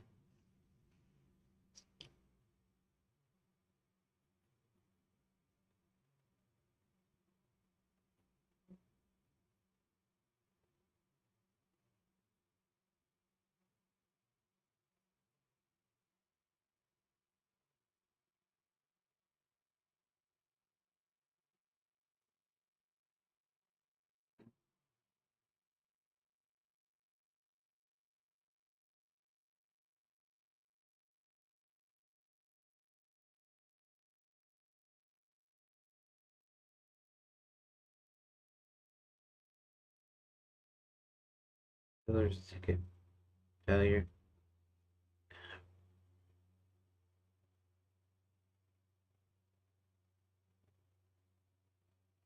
Proxy object teleport. Its half magic affects the pebble. Leaving the ticket intact.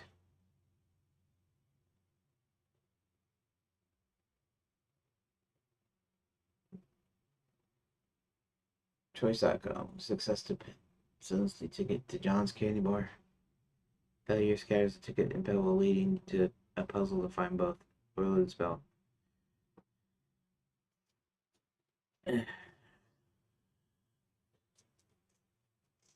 Cause space, excess magic.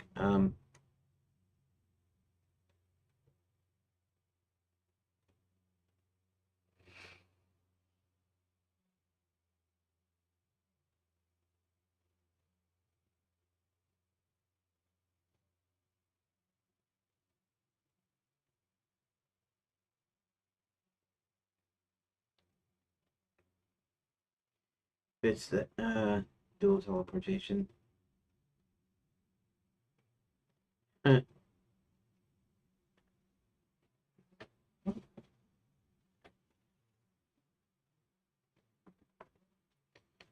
Okay.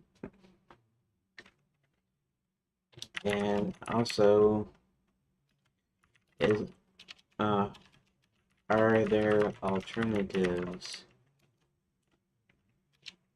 to teleportation specifically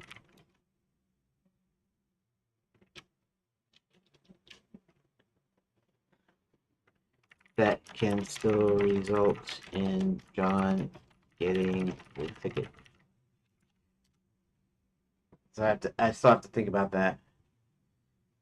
This is actually what I think the AI is best for. Just giving me some ideas to bounce off of, so I can come up with stuff.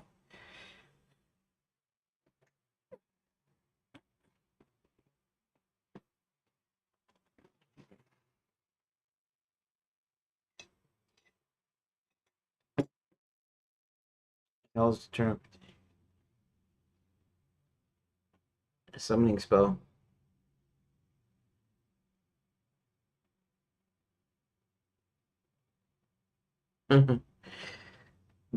Yeah, that's a thought, but why wouldn't he just use the mailbox if he could pull something?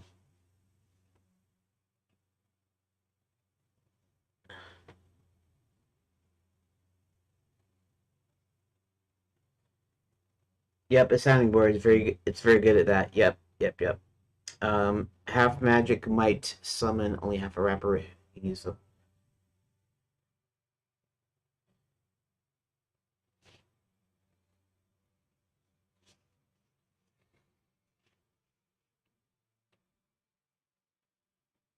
There's a possibility that too that the words are important for tourists to get to, to use, to be able to utilize the ticket. So saying the words is going to be important, but maybe there can be a way that you can see the words some other way.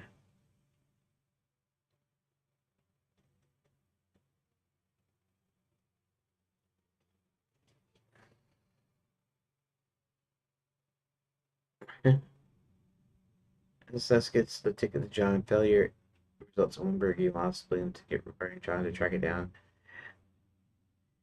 Yeah, honestly, this could lead that could lead to like a whole completely different like scenario. The idea that he just gets the ticket from the candy bar, and that's where he does the portal. There could be a deal where someone gets lost, and you actually have to go on like a little mini quest to actually track it down. And really, that would mean just where's desktop audio. That's all right. I'm looking at my OBS screen window, and it's showing desktop audio, like the thing moving back and forth.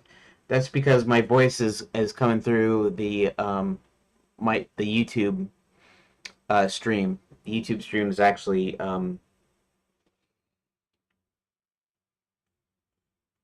the YouTube stream is actually playing audio, so that's my voice. But the desktop audio, the microphone isn't, or the audio source isn't on. So, anyways, master creature, portal spell, portal. Teleportation is different than a portal, maybe.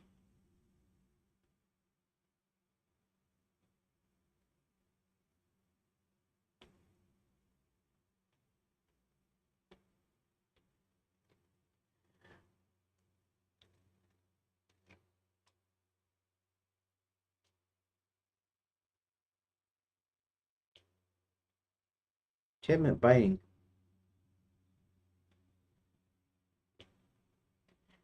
This does give me an idea, though. It's only one. It isn't a lot of alternatives.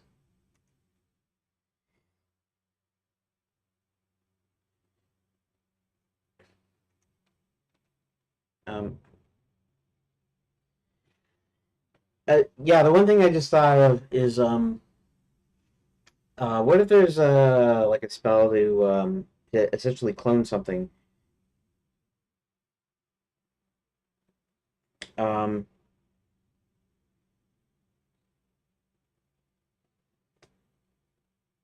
clone conjuring.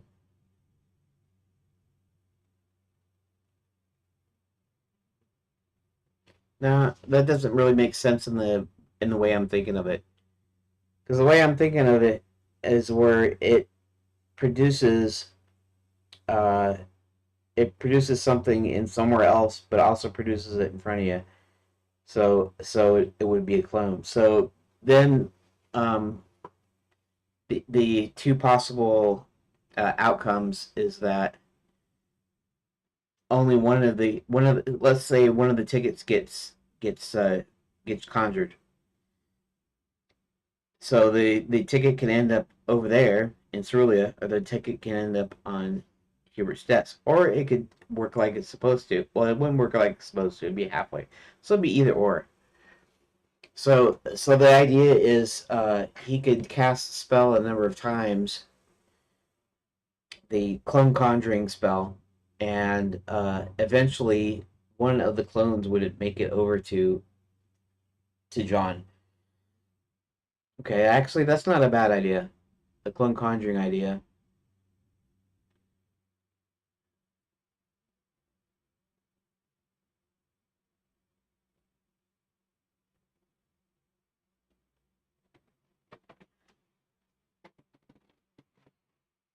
Um, don't worry about putting me out on the JSON for implementation. Right now, I'm just creating the pages.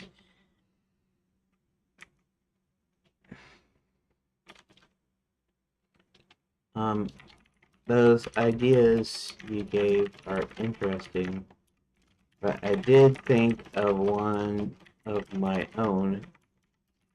There could be a spell that conjures up a ticket in two places at once, i.e., clone conjuring a clone conjuring spell. This would result in the ticket ending up with John or with Hubert, and maybe it takes a couple of tries before John is able to get it. Also, I need to find a method so that tourists can go to enchanted lands. So they have a quick silver ticket, but how does the magic work? So So it could be with a simple phrase that initiates the teleportation to the chase the portal opening,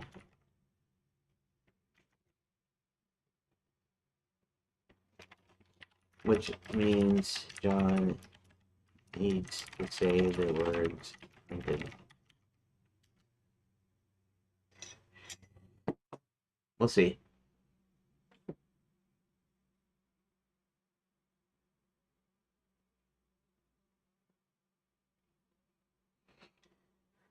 Let's see what it comes up with.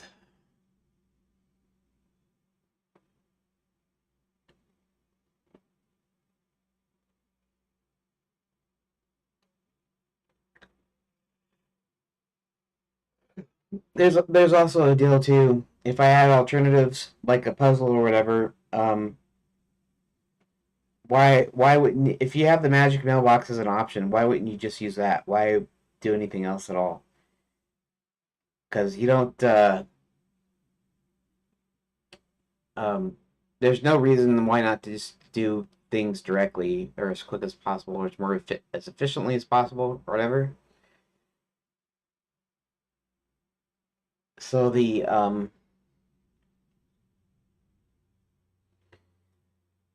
magic mailbox itself, uh,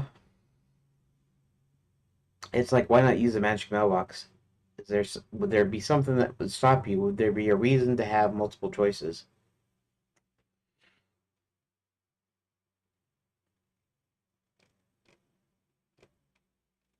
Oh, would that keep working? Why? Okay.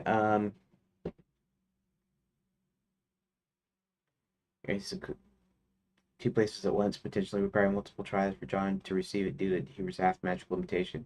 He also considering how tourists, including John, travel to Janet using Quicksilver tickets, proposing a simple spoken phrase to activate the ticket's magic and open a portal.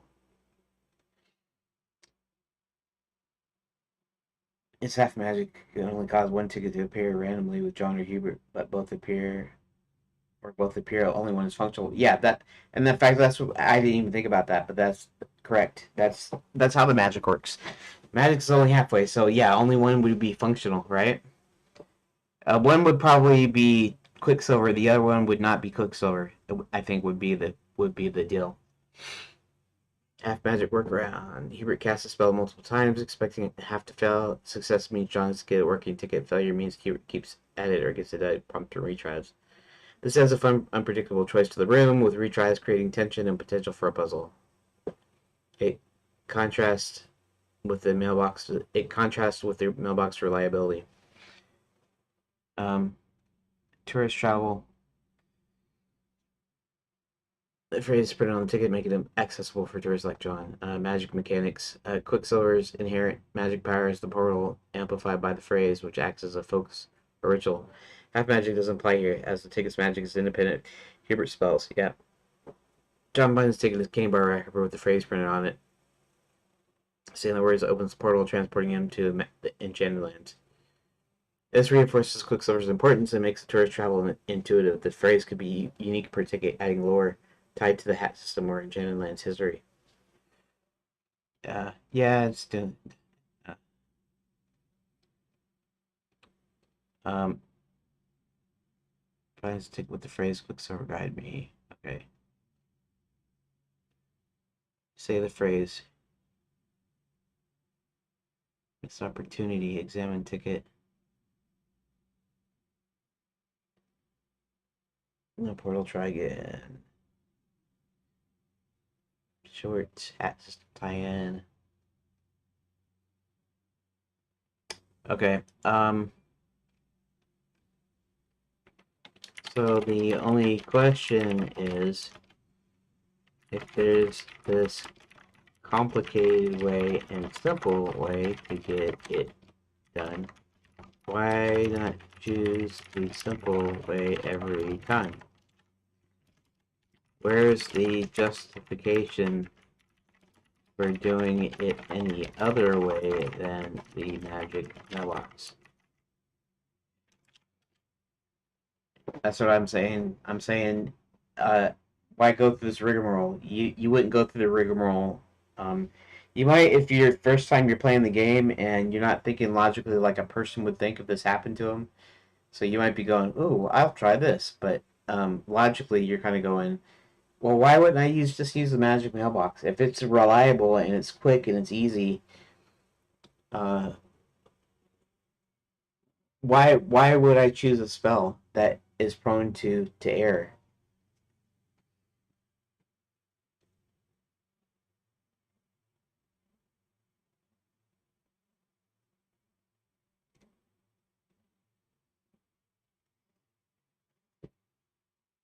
Gameplay reasons, including character motivation. Might be overconfident, eager to test his half magic, believing he can outsmart his limitations. His mailbox is mundane, prefers to spell a spell to prove his skill. Urgency, he might think the spell is faster than the mailbox delivery system, especially if John needs to take it urgently. He could be curious about half magic effects, using the ticket as low stakes tests, unaware of potential puzzle consequences for John. Gameplay variety, choice and consequence. Offer a risky spell alongside a mailbox creates meaningful player choices. It's not meaningful only unless it's meaningful. In other words, only if it gives you an advantage to using that or reward of some kind of a different part of the story or something.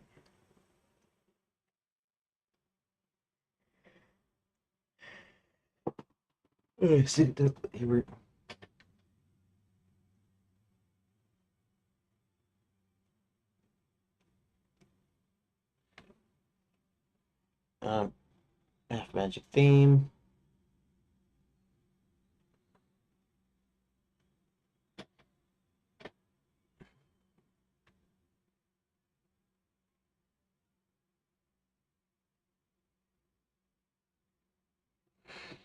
Yeah.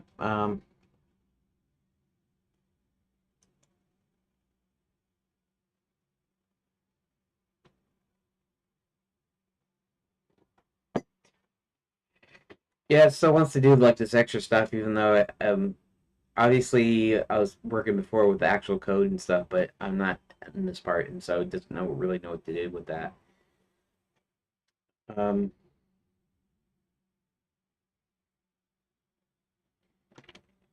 yeah, I could give reasons for the character to want to use something other than the mailbox,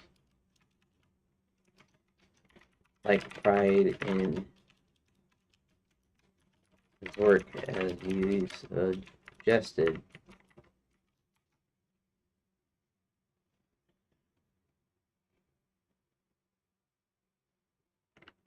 But you're the player, and you know that Hubert's magic is prone to error, and you know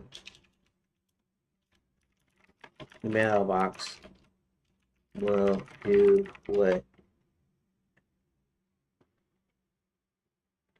um Hubert's magic is prone to error, and you know that the mailbox will do what you want. Simply and efficiently.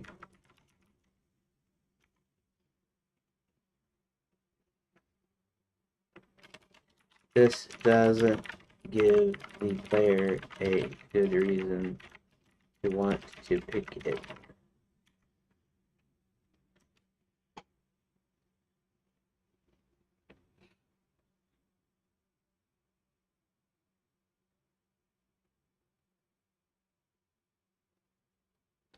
Yeah. A good reason to want to pick it. So I'm trying to come up with a good reason for the player to pick something over the mailbox.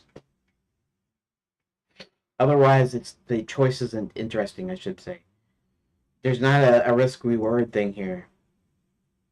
Maybe there's something wrong with the mailbox. I mean, I could do something like that, and so it's a risk either way.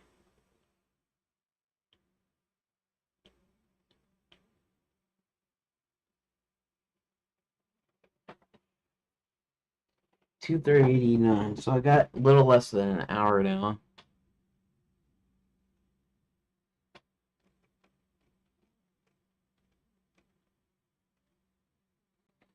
Heber's character motivations justify wanting to use a risky spell like the Clone Conjuring spell or the Magic Mailbox. Players, knowing Heber's half magic is error prone and the mailbox is quick, simple, and reliable, lack of compelling reason to choose the spell. You want a player driven incentive to pick the risky option, not just a character driven one. Make a Clone Conjuring appealing to players despite the mailbox's reliability. Here are concise incentives that align with gameplay narrative. Instead, the spell offers a chance at a unique reward like a bonus item, hat system clue, or extra quicksilver, or a special story branch, meeting a new character in the ether. Player motivation. Players might pick the spell for a rare payoff even knowing the risk of failure. Clone spell could impress John, maybe setting a magical trinket too, but it might fizzle. Faster delivery perceived. Incentive. The spell is presented as a potentially faster than the mailbox, appealing to players who want to progress quickly. Players might gamble on speed, hoping to skip a narrative beat, despite the half magic risk. For example, the mailbox is slow but sure. The clone spell could get the ticket to John instantly if it works. That's a thought.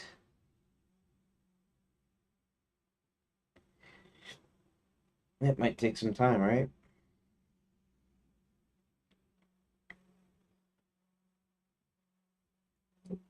So the mailbox goes through their mail system, which might take a while. It might be the next day, right? Especially when he needs help now.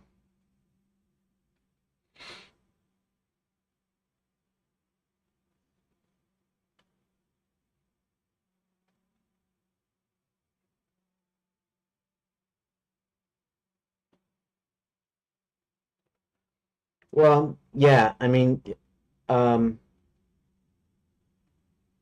no, because the mailbox just does it correctly. It goes to the right destination.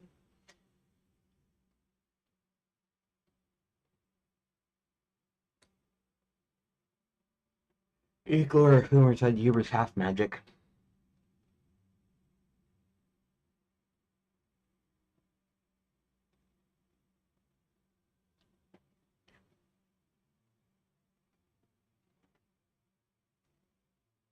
Yeah, so in a sense, it's got to offer a.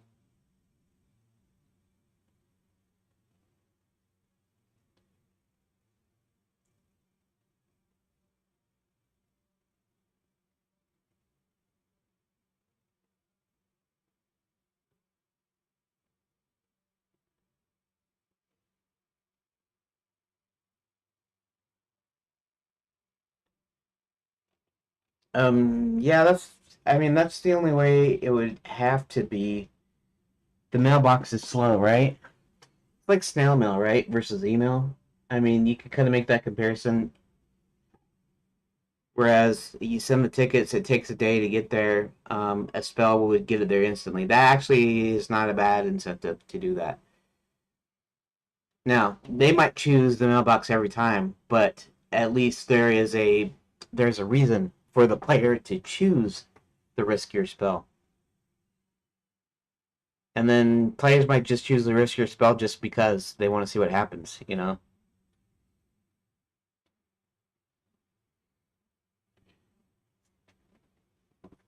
It's like the hard way or the easy way.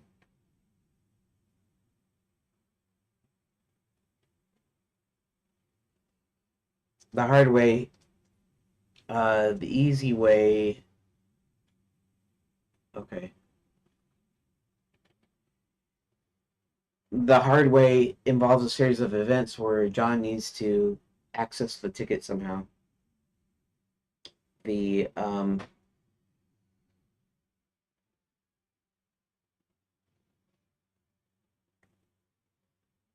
what was I say? I'm I kind of lost the train of thought here because um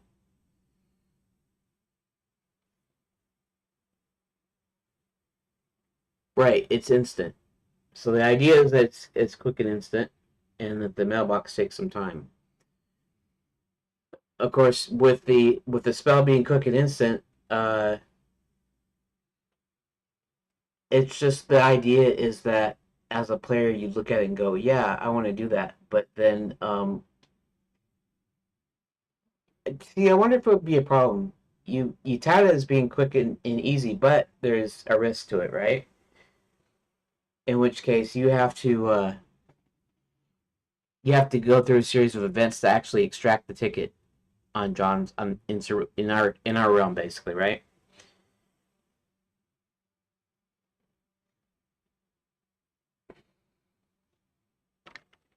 Okay, I can see how the magic mailbox could be slower,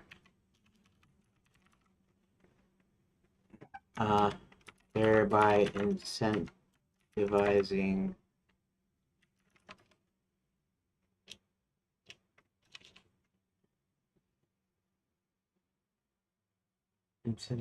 what? Incent?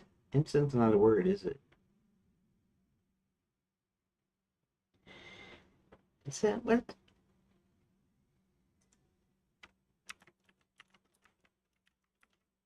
Incentive. Incentivizing. Incentivizing. There we go. Incentive.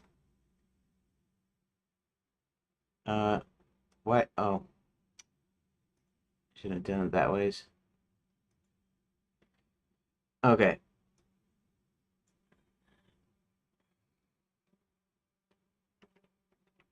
Incentivizing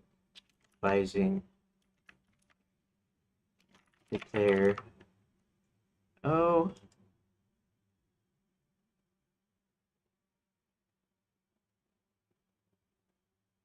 Huh. Search brave incentivizing.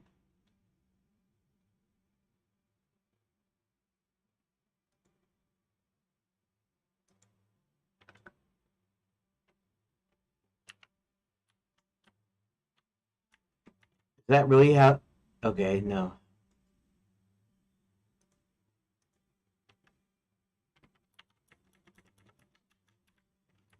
Thereby incentivizing the player to choose the riskier but quicker option. Now, do you think it would be frustrating to have to work out a puzzle after uh, the spell?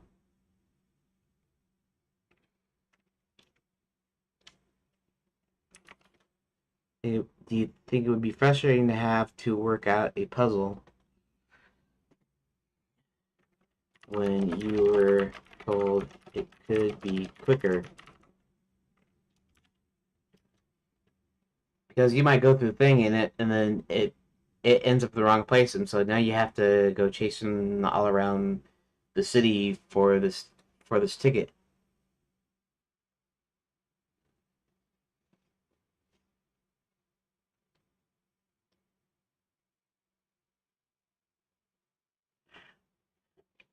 Oh, great ways to solve a puzzle.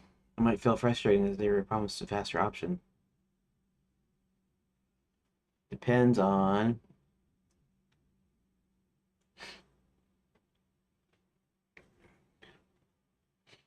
player expectations and how the puzzle is presented. Expectation mismatch. Players choose a spell expecting speed. A failure leading to a puzzle could feel like a bait and switch, especially if the puzzle's lengthy or complex. If the puzzle feels like a penalty for choosing the wrong option, despite being incentivized, players might resent the risk, preferring the mailbox reliability. Time investment. A puzzle that takes longer than the mailbox's slow delivery could break the promise of speed, amplifying frustration. Mitigating frustration. Clear risk communication. Warn players in the room's description if the spell is risky. Could be instant, but might misfire, needing extra effort. This sets expectation that failure may require work. Short and fun puzzles. Design a quick and engaging, e.g., 1 to 2 minute task to find the ticket in the wrong candy bar or ether. This keeps the spell's faster promise relative to the mailbox's day-long wait. Rewarding outcome. Ensure the puzzle yields a bonus A hat system clue and extra quicksilver to make the effort feel worthwhile, even if it fails initially. So the mailbox is a safe alternative. Players who dislike puzzles can choose it, reducing frustration for risk-averse players. A player won't frustrate players if it is brief, solvable in a short time. Thematic ties the magic humor. Rewarding, offers a unique story beat or item. The spell's risks feel justified. Spell sends a ticket to a random candy bar in John's store. Players choose from 3 bars, with one holding the ticket. Wrong choices loop back with a funny hint. Just chocolate, no magic. 1 and 2 choices quick and intuitive. Correct choice yields a ticket plus a trinket. Quicksilver shard, making a spell's risk appealing. I might do a. Okay, so since I've decided to tell everybody all the behind the scenes stuff, so basically it's a spoiler. Okay, and Rook, you're probably the only one that will see this or hear this, and if somebody else sees it or hears it, that a max of only a couple of people will actually know it. Okay, so in an earlier version of the story, or a related story, uh, basically was this guy that ends up in our world, and the reason was to hide him from somebody, and really he was from this like Magic Kingdom thing, right? And this was a different story, so it wasn't Enchanted Lands per se. So I've had this idea in the back of my head that in reality, John is actually the long lost heir to the throne. In other words, he's the king's son, and part of that is hinted at when the idea is that his dad dies of mysterious circumstances. For instance, slipping off a roof when his dad was super careful and never had an accident in his roofing practice. Um, Leading to the fact that maybe his father isn't dead, right? And he finds out that he's actually the prince, basically, and that's why things come so easy to him and why things just naturally work for him. And I don't know about hinting at that because I haven't put that in the story to do that. You'd have to have a couple of things where a normal person would have to use something to do whatever, and um, is able to manage to do that. Like getting into Enchanted Lands. Like I could do a thing where the idea is he doesn't need the ticket at all to actually get back into Enchanted Lands. Somebody just gotta will himself there or something. Anyways, um, so yeah, so there's the big dark secret. It's not a big dark secret. John is actually not from our realm. He's actually from Enchanted Lands. But and I'm not sure 100% if I'm gonna add this in there or not. I might or might not. So I'm not 100% positive I'm gonna do that just yet.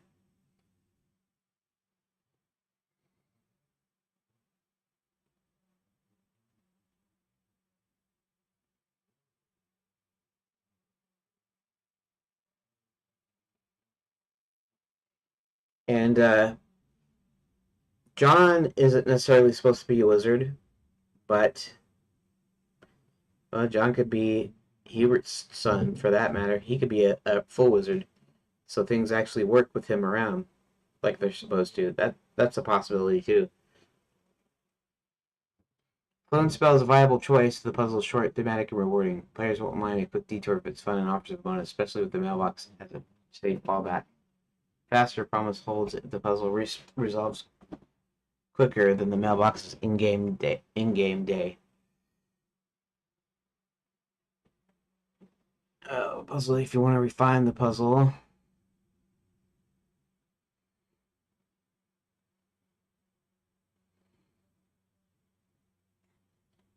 Hmm.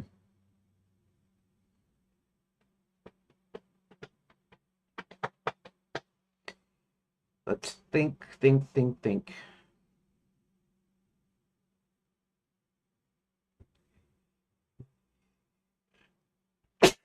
Hmm. Clone Conjuring would probably be an okay spell to do. A teleportation still would only go halfway. That doesn't mean I can't make teleportation a choice, but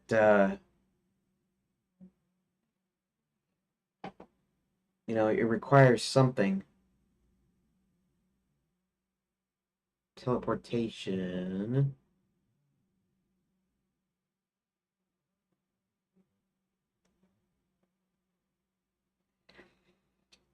And if you do teleportation and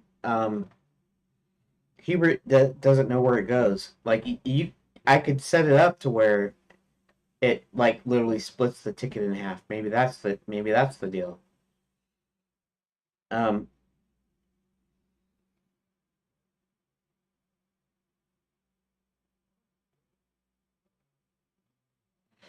Actually, that could be a separate puzzle too. I just thought about it. Okay, conjuring. Um, I don't know if that involves a puzzle rather than Hubert just trying it multiple times. Teleportation could involve a puzzle where he needs to find the rest of the phrase.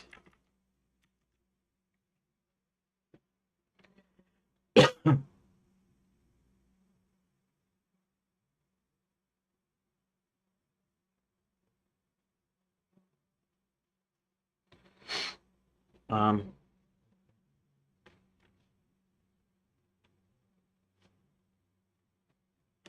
so he could have half of a ticket, and that would be enough. He just needs the rest of the phrase to activate it.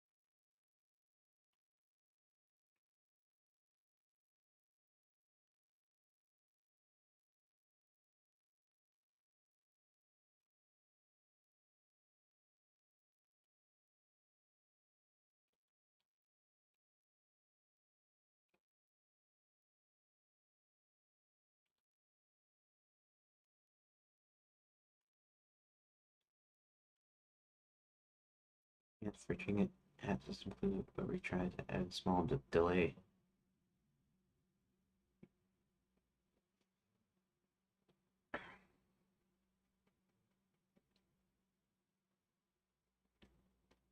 Hubert teleports the ticket, but half magic delivers only half.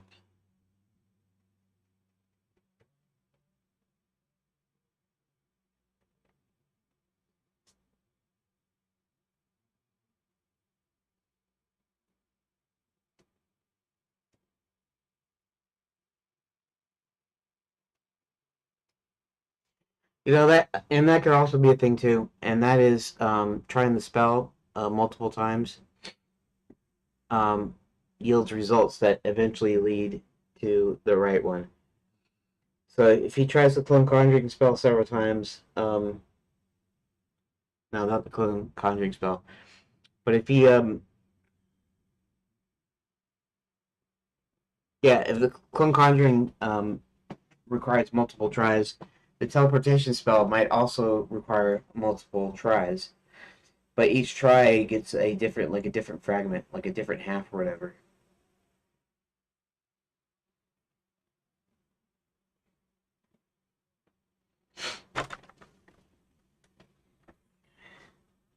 what if he buys? What if he gets a candy bar and he doesn't pick the right candy bar with any fragment or anything in it?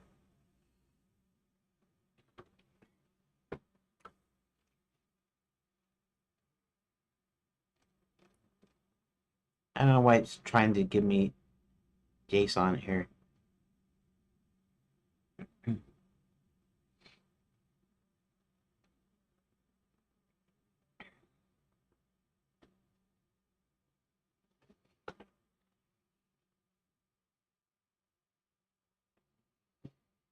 And honestly, there can be a puzzle there, an extra puzzle that John has to go around to be before he can go to the portal. He has to solve the rest of the, like, there would be a puzzle that he had to solve, right? He'd have to go somewhere. Maybe he found a book. I had the idea of having a book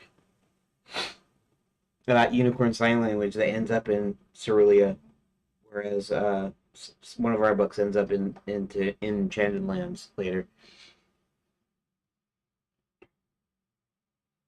So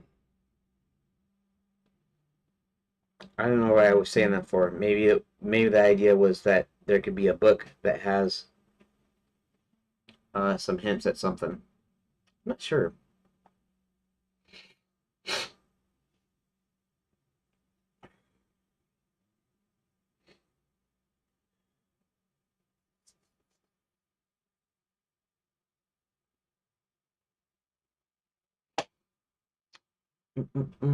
It's 3 o'clock now, of course, obviously.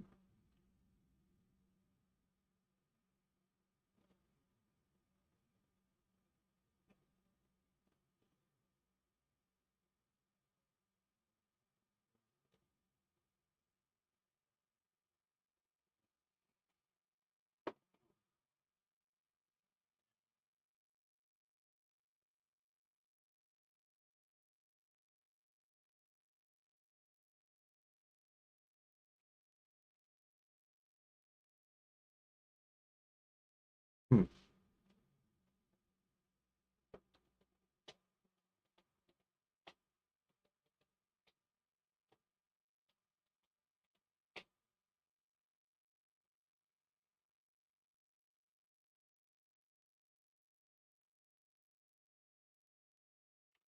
I was saying that I couldn't think conjuring require a puzzle.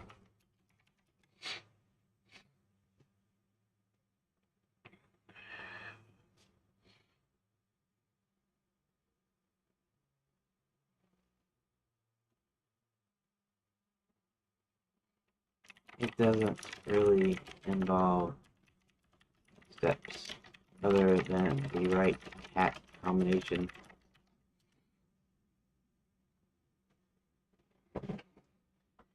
Well, actually, it could be that he has to find the clone conjuring spell, and that could be an actual puzzle itself.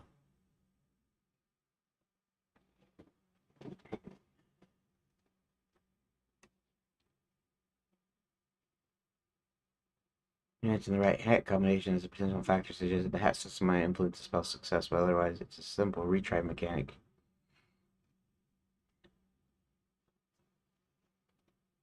It's half magic constitutes. Hubert tries don't jog its hat system. Success might depend on Hubert using the right hat combination.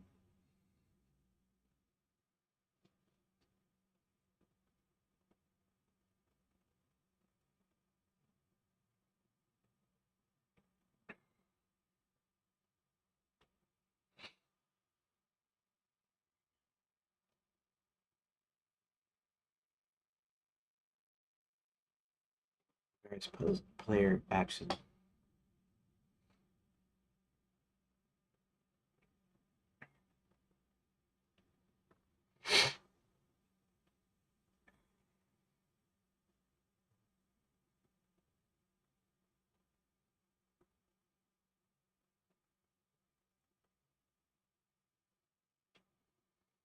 Oh, I just thought of something though.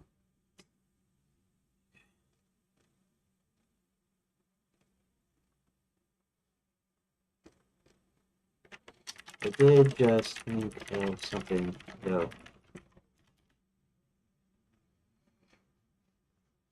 Nah, no, that wouldn't work.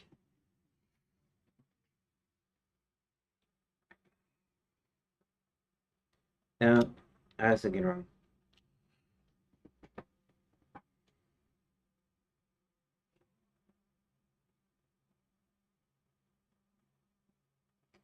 Unless it's part of the same puzzle. I was thinking.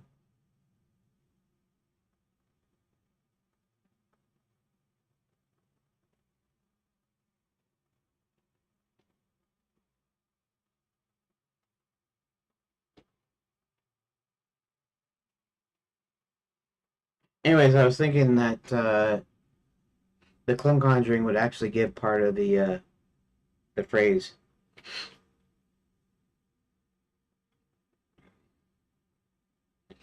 I could make them.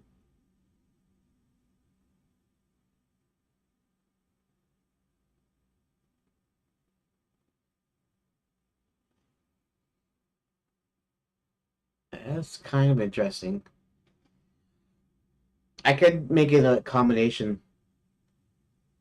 The idea is he tries, instead of being two choices, it's just the one choices. So it's either try the spell way or try the, but he does multiple spells. So the idea being, what's the deal here?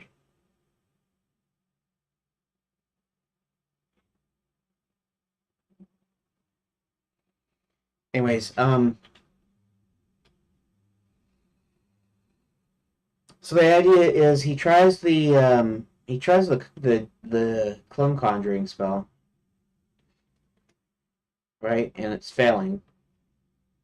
No, he tries the teleportation spell, and it's only half the deal, and the phrase is gone. So he decides to try. It won't be an alternative choice; it'd be one choice. But he then tries the clone conjuring spell afterwards, hoping that he might. Yeah, that might work actually. In fact, I can actually do kind of a in the final game, like a real puzzle. Could be that I was gonna say, okay, it could be that the clone conjuring spell will just work because it uses some sort of simple randomness. Now that would be in the choose your own adventure here because I'm not using random or anything. It's just a narrative. But the idea could be that he he uses the teleportation and the clone conjuring in order to get the full puzzle. In other words, he gets the phrase with the clone ticket, and he right, he gets the phrase with the clone ticket, and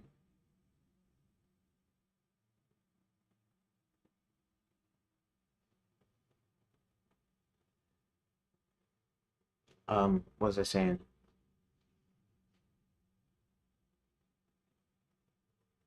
Yeah, the clone conjuring would be first.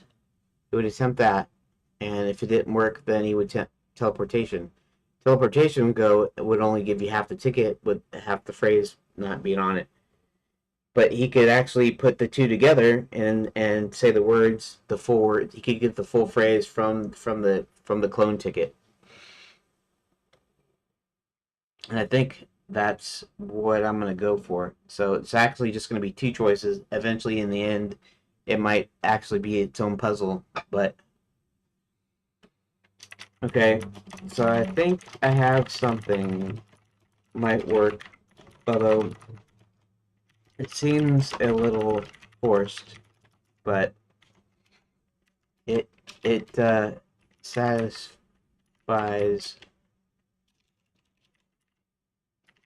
my own requirements.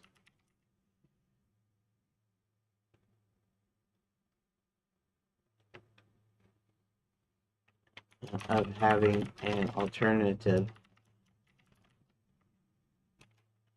extra choice to the magic mailbox.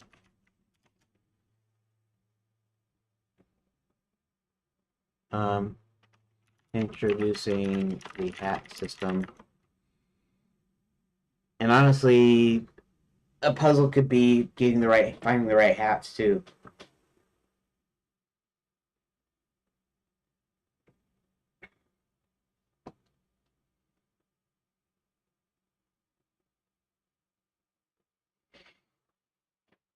That clone conjuring and teleportation could be similar in the fact that they share two hats, but maybe the third hat is two completely different hats for each spell.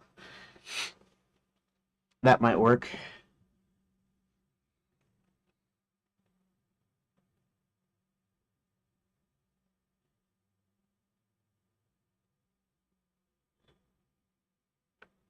That's supposed to be two, not the. It's supposed to be two. The magic mailbox introducing the hat system. What else requirements was that?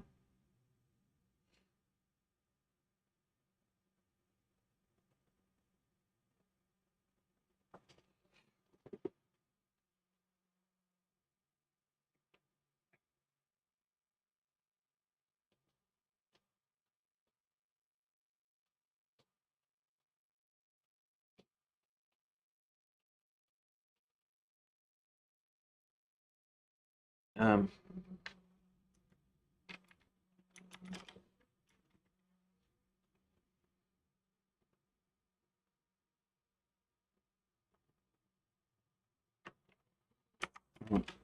it could combine teleportation with clone conjuring.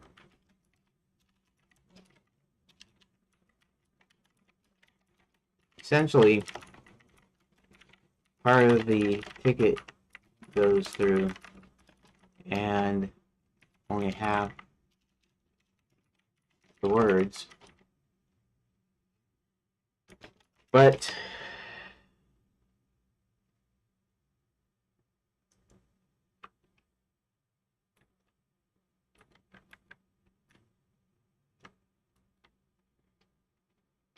part of the ticket is teleported, but only half. What I'm trying to say here. Oh, I'm getting close here. You know, I almost can't do anything about the command line thingy that I was going to do. Could combine teleportation with clone conjuring, where he'd use the teleport spell, and that would only give John half a ticket. Then he could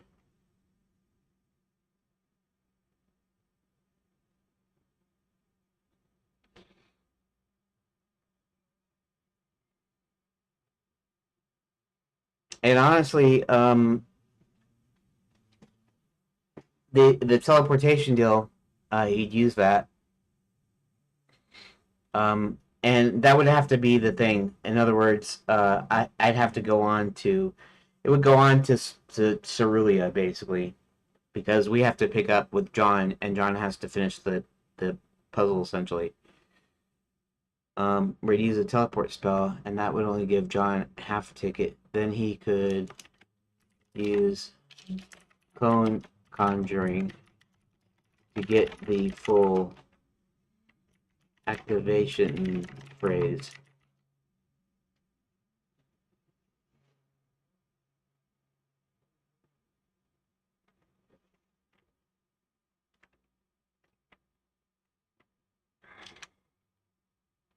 And you still need to communicate with the player or with John essentially how it works. So he'd send it through. John would get this, and he would get like part of the ticket, and then he'd look at the ticket and see that the part of the phrase is missing, and then he would have to be able to observe him and go, "Oh, that doesn't work. I guess I need to."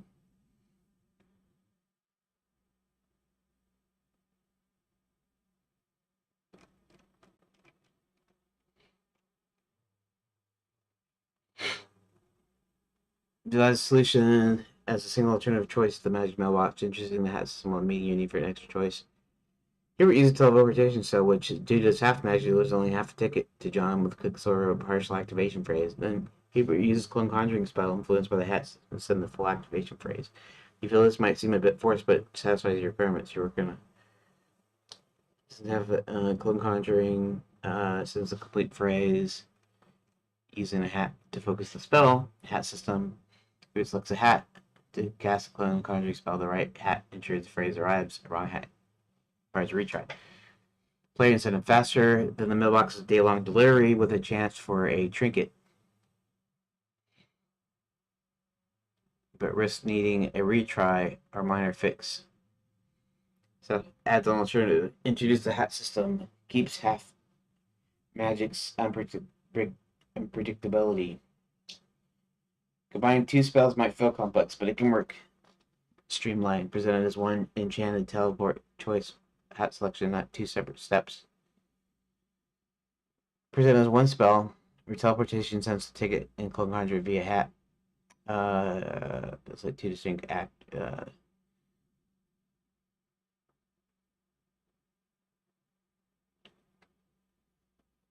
Okay, well, um,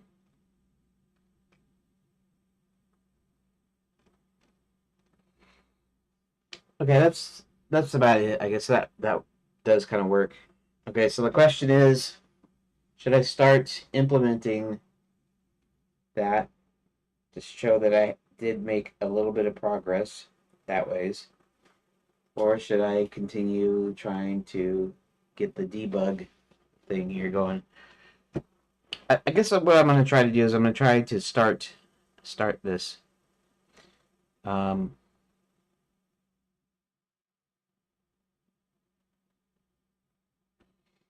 and then the other question is, how do you implement the delay with the mailbox method?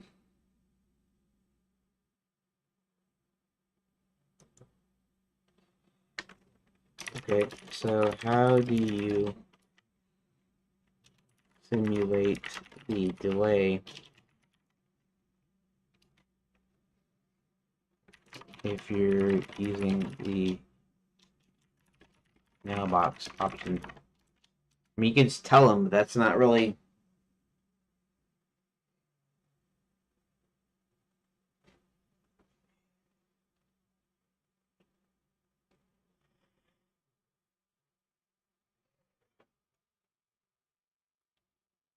Native time skip. After choosing the mailbox, transition to a new room with description indicating a day has passed. Yeah, I guess could just do it, but that doesn't give the player an incentive. The player still has the incentive of doing it quickly, even if game time it takes a while.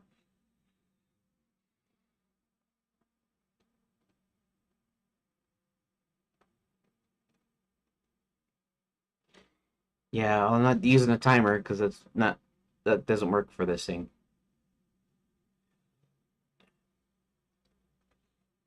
Story based delay. There's got to be a story based delay though.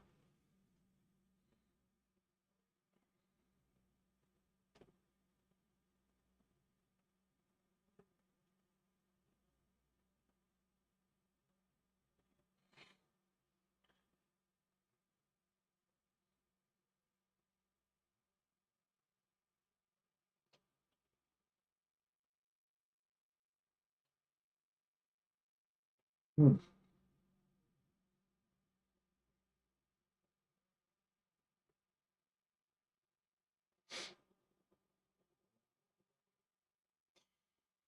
You know,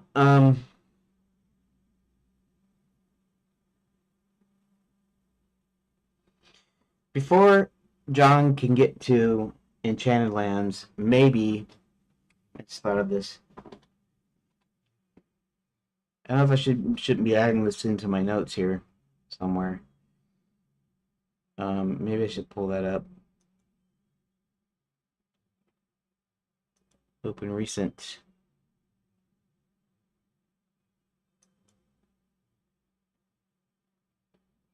File, save as.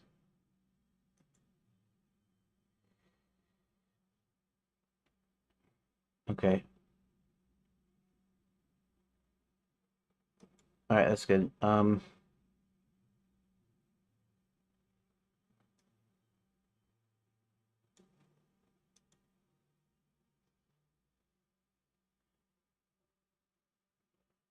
Hmm.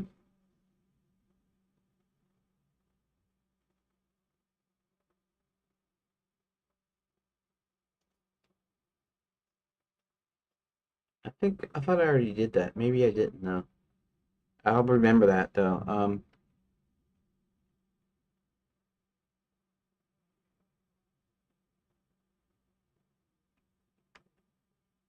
Um,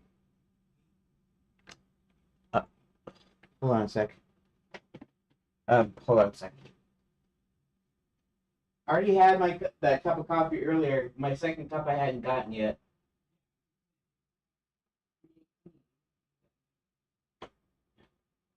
Well, I got 10 minutes. Said I got 10 minutes.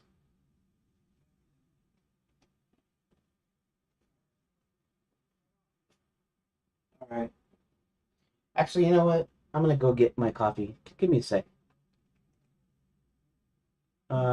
Be right back here. I'll just do that.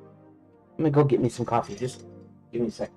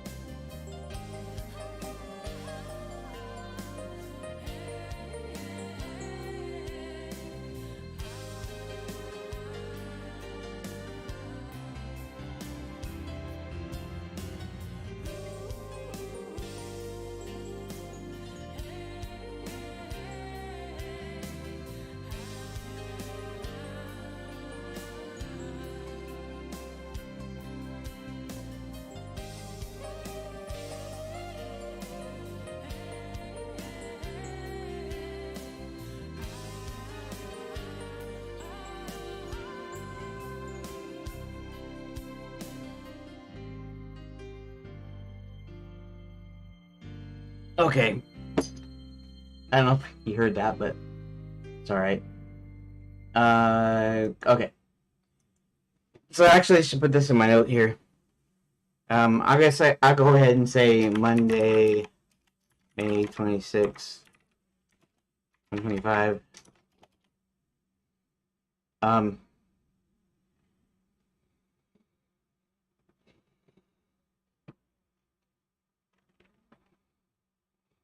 the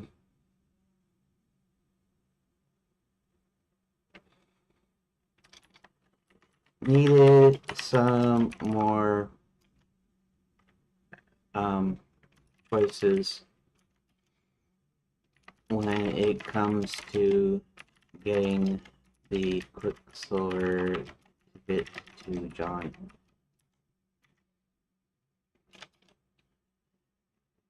The magic mailbox is one method that's real viable, but it's slow.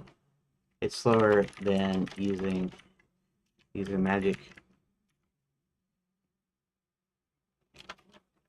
So you also have the choice of trying to use a spell, knowing that Hubert's magic only works 50%.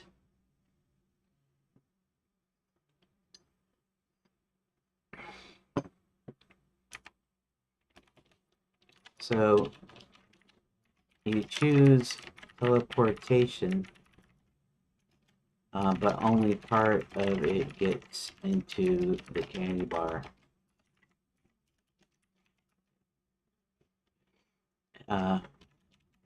When John can't finish the portal activation phrase,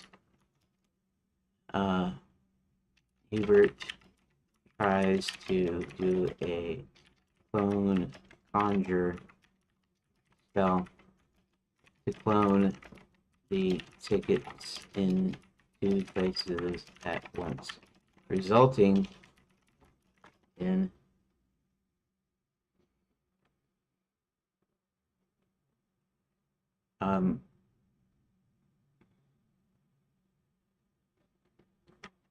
the activation phrase being complete when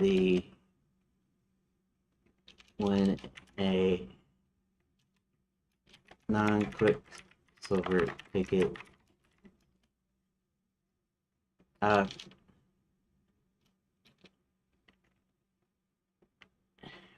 being complete, but the ticket still not working. Since the partial ticket has the requisite Quicksilver, then John can say the phrase and still open the portal. Okay.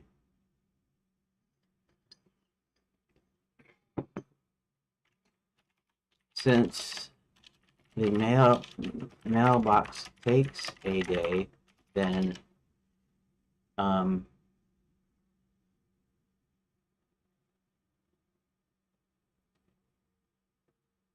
since the mailbox takes a day,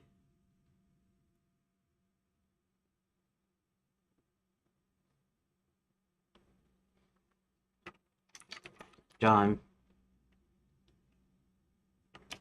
doesn't receive the ticket until later.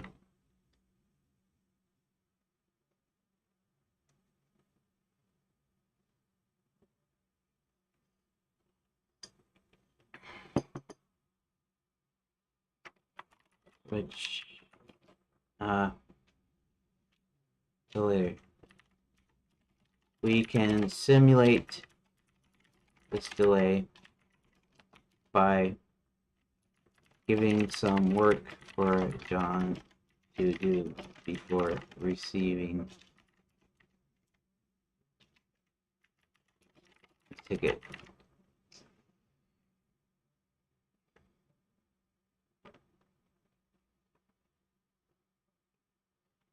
Before receiving the ticket.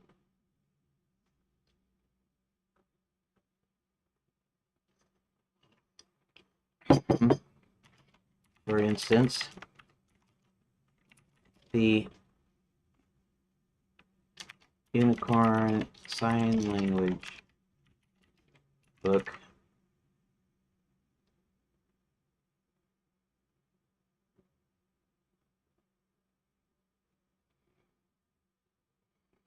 I have to look up the Unicorn Sign Language book where that takes place because John's able to decipher that because he read the book from the library. But so he might have to check out the book for later.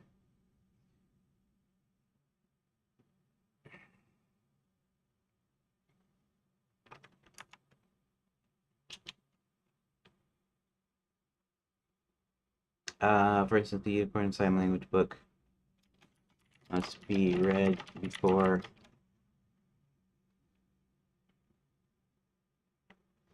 John can enter the portal.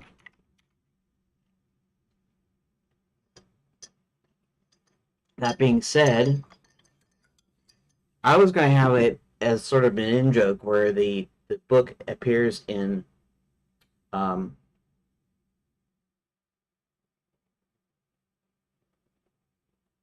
where the I forget what the replacement book is, but where the Unicorn Sign Language book mysteriously enters into the library. Let's see, how'd that work?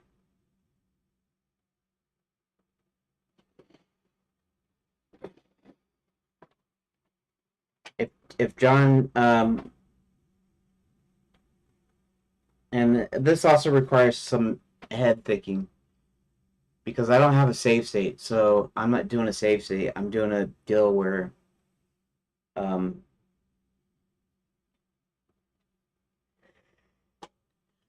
if he uses the magic mailbox, the he's got to read the Unicorn Sign Language book first. If he doesn't, um,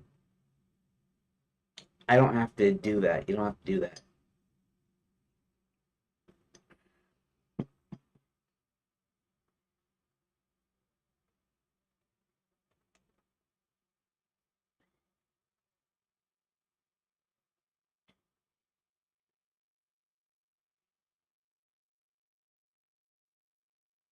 Actually, it might require that anyways. I might require.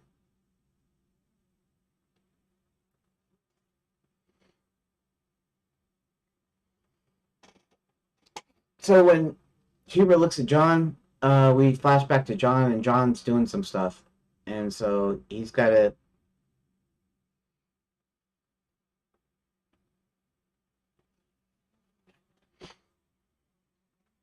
Okay, I guess I'm kind of stuck now in a thing here though, little dilemma. So I want to simulate this delay somehow, and so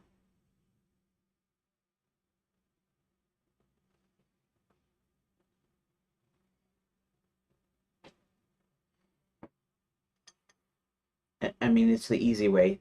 So he gets it later. So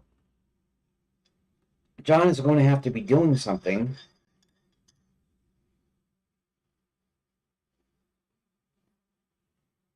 Actually, that's not entirely true.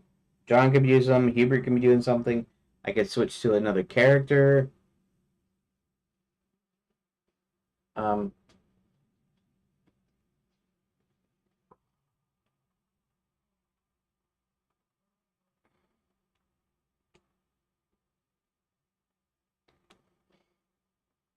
I have to find where the first character switch is because I may be able to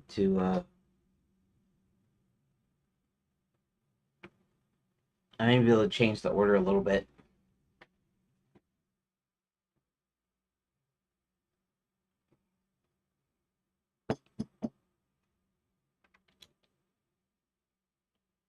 He's got to do something before receiving the ticket.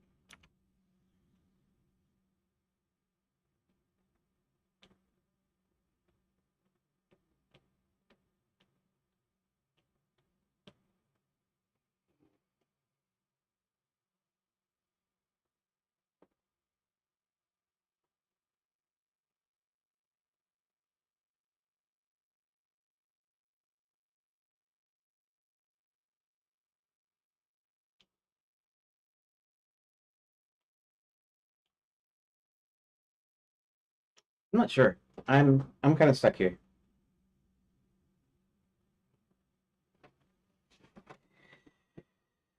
Let's see something here. Let's go back to thing here.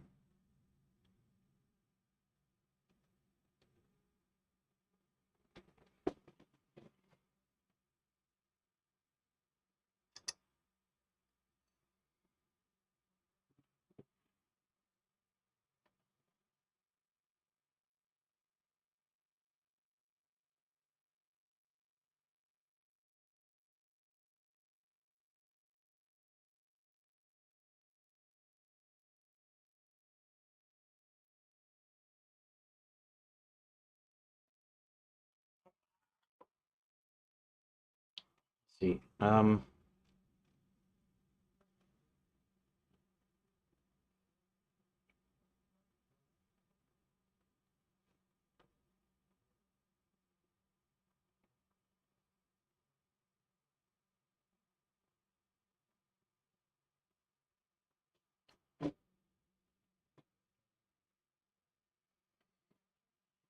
Yeah, originally I had this whole elaborate thing where John had this library card he had to get something he had to get something that had Quicksilver in it that he got from I don't know if he had something on him. He had to get a certain book and he had to do there's a couple of things to do. And I don't think in this iteration that happens. However, maybe that should happen. How do I say that?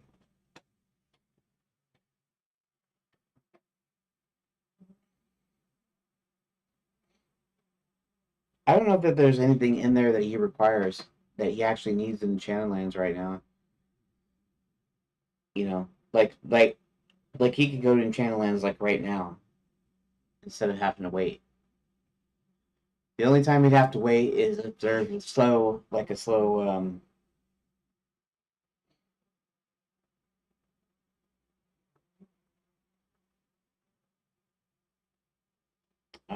Okay, so eh,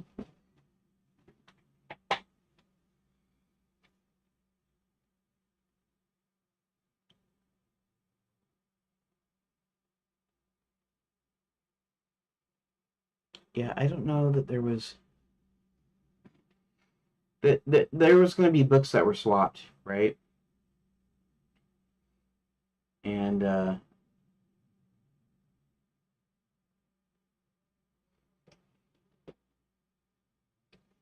yeah, okay, so there's a couple of things, right? Is first you have the setup, right? Unicorn sign language. So that means he must needs to actually see it in the library. Now that can only happen if he has to stay there an extra day or he has to do something to wait. Of course, the waiting could be on Hubert's side. It doesn't have to be on John's side.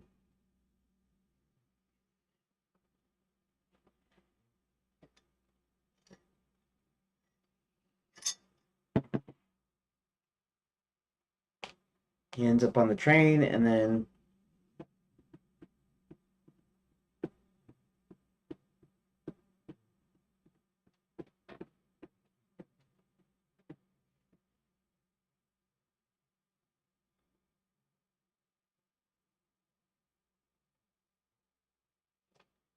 hmm.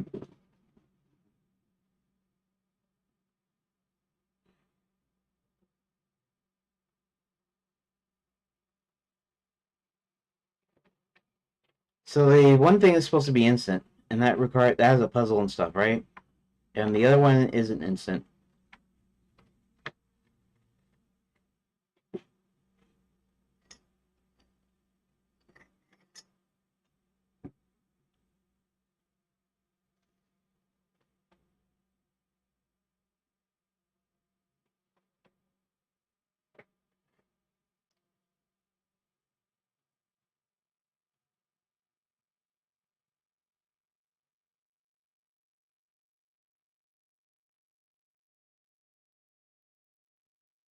And I really wanted the unicorn sign language thing to be in there.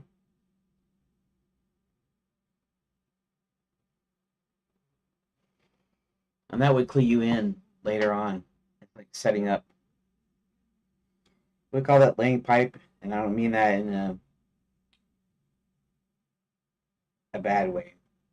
Um, when they're talking about screenplays, when they talk about laying pipe, they mean that they're going to insert something in there that you'll kind of conveniently forget during the course of the movie that later pops up. And you're like, oh yeah, I remember they said blah blah blah blah blah. You know, they kind of clue the audience in what was going to happen in the future, kind of. So this was the unicorn sign language thing. He said he saw a book on unicorn sign language once, and he's able to talk to Sir William, and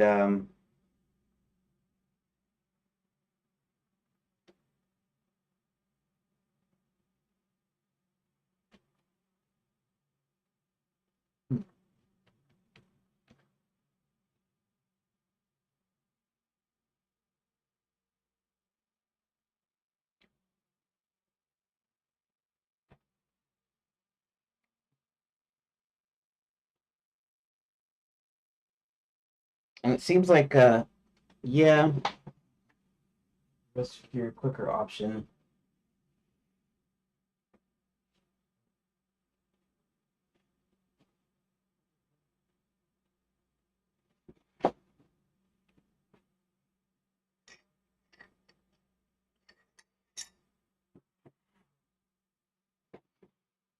Yeah, I'm slow thinking here.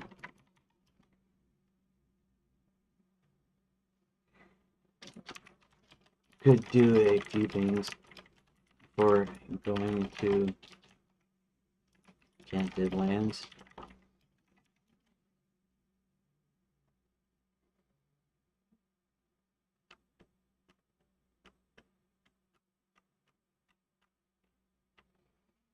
I wonder. Um, that's not what I wanted. What was that saying? Um, unicorn.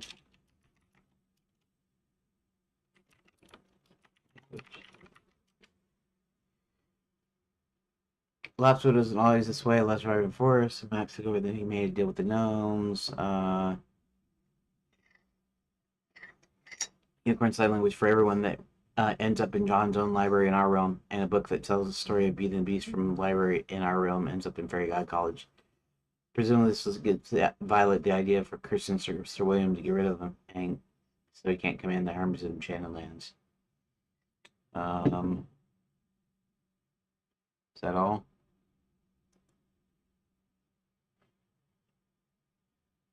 John mentions he read a book on unicorn sign language once.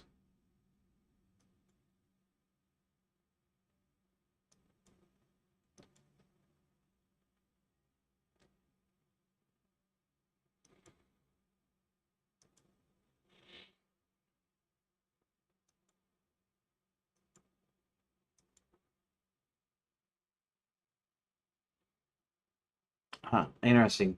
Okay. The unicorn sign language deal is still a funny idea. I'm not gonna not have that in there, but sure, save this. Um, do I require it? Do I need to show? Okay,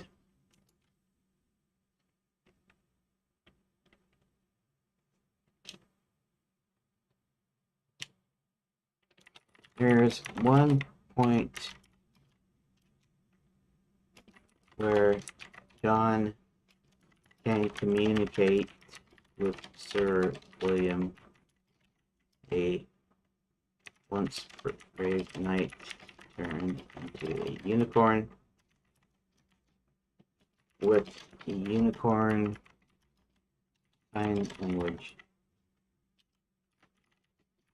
and somehow ends up in John's library.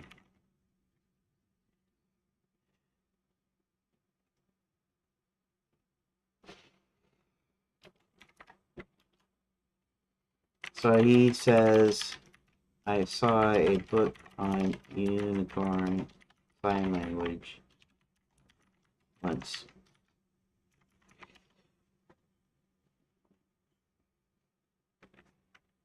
So I'm considering whether or not John needs to encounter it before using it later in the game.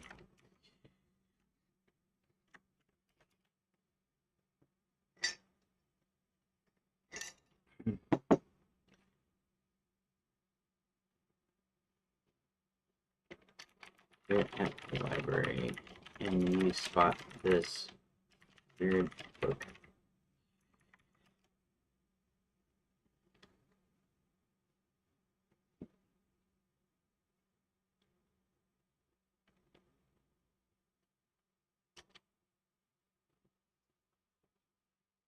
I should be done here in a second anyways.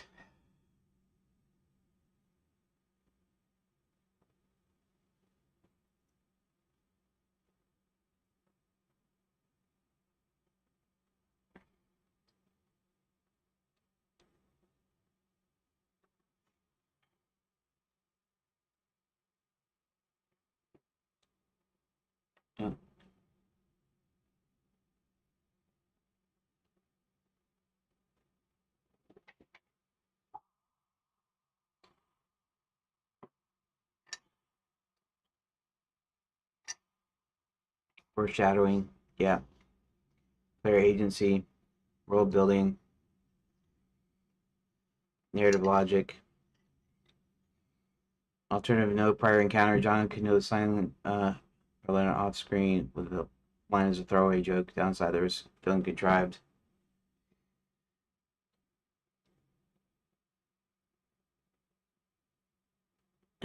Yeah. I don't know why it's got to do with all this extra stuff.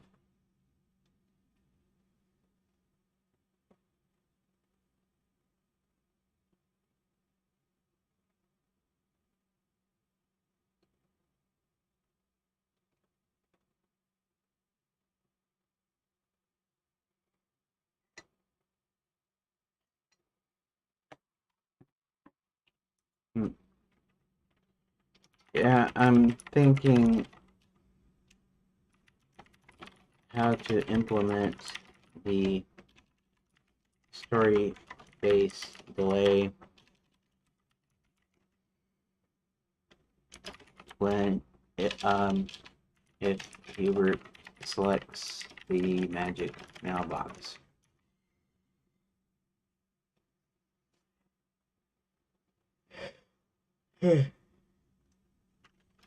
So John could do a few things before entering enchanted lands, like going to the library.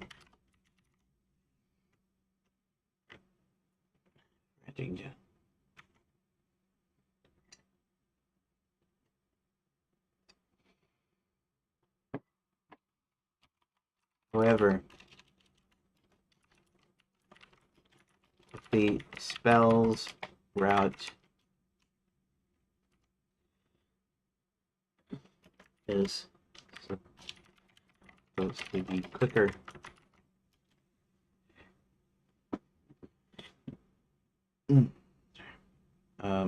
pardon me,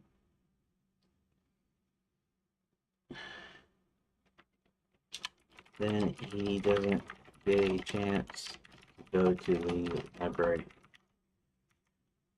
Um,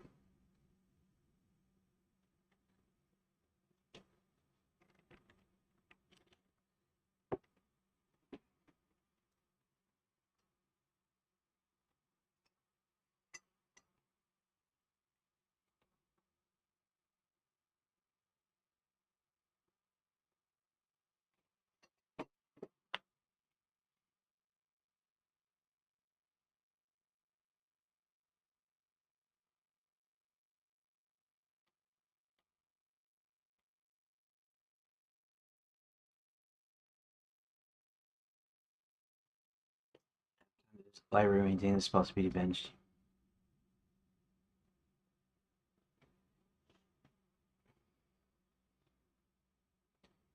After Hubert chases the mailbox, transitions to the intermediate room, then Eric's a day-long wait and offers John a visit. This room acts as a narrative pause, applying time pass without roll timer. John can choose to go to the library where he finds the other activity where the ticket arrives. Player experience, delay feels natural, that's fine. Here we choose the enchanted teleport spell. The ticket is delivered instantly. Success or retry. Success skips the library, going straight to a variant. Failure requires a retry with different hat, still by passing the library.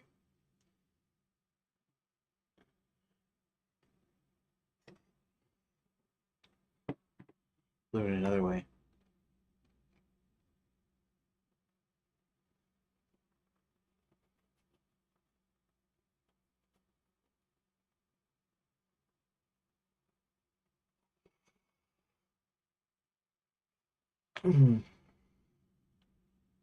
Teleport fast. Player choice, addressing your concern. I mean, I guess,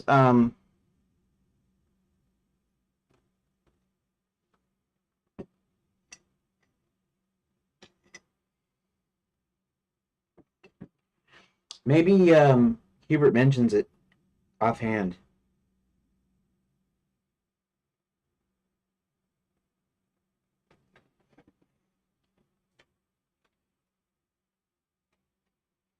Like, maybe he mentions it later in the story. Maybe he talks to John and he asks him, have you seen a unicorn sign language? Titled Unicorn Sign Language for Everyone? And actually, John could actually tell him. He could mention to him, yeah.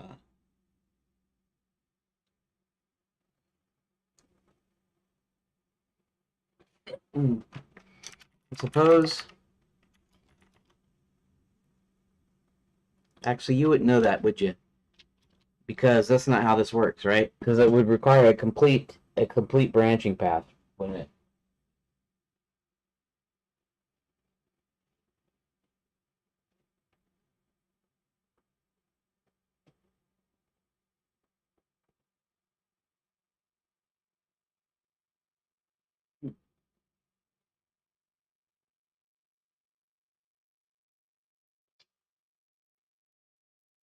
Coming close, but you could still mention it though. But it'd have to be a different deal. It'd have to be in this like current line. Like it can be a branch off, but it's eventually going to go back to John. It's going to go back to our main story. And unless I want to do a completely alternate main story, like an alternate history, then I need to do it at the point of conjuncture, which is um, conjunction, whatever.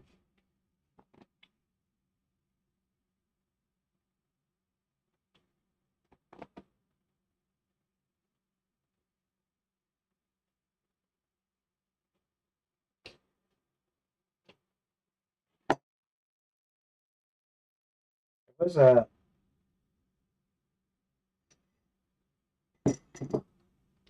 let's see. There was an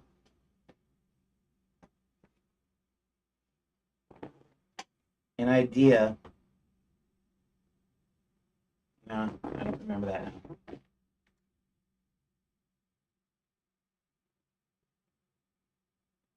There's a possibility that there could be some way of communication where you ask them the question, maybe.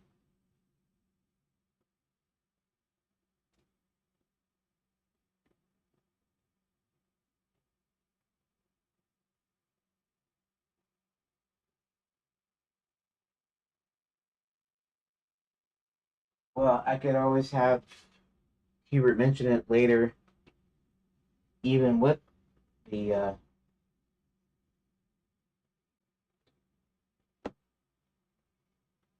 because John supposedly read it.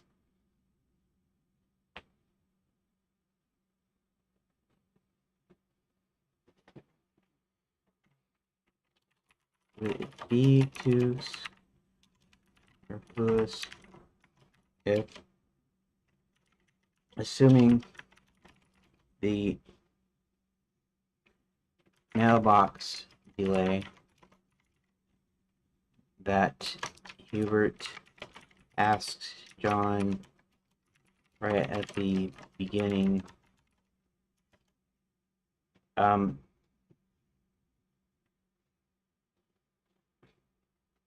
if he's seen a book entitled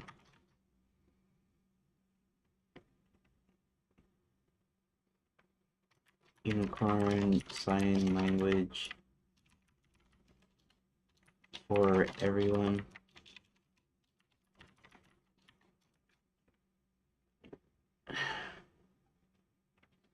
you've seen a book entitled Unicorn Sign Language for Everyone?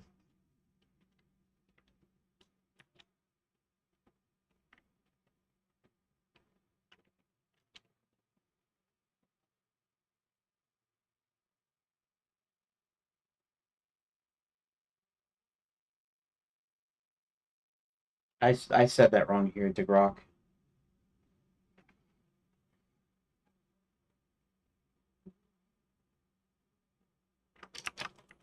This incorrectly. Would it be superfluous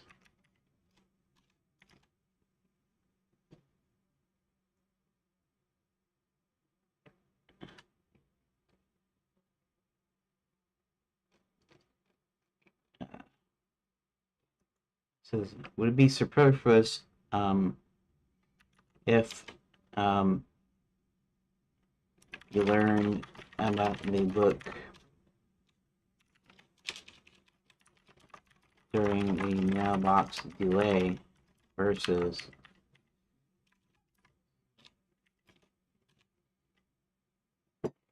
if you learn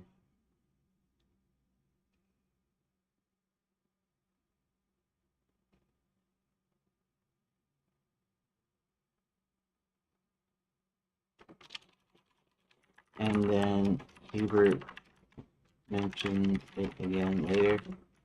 But if you didn't go to the library,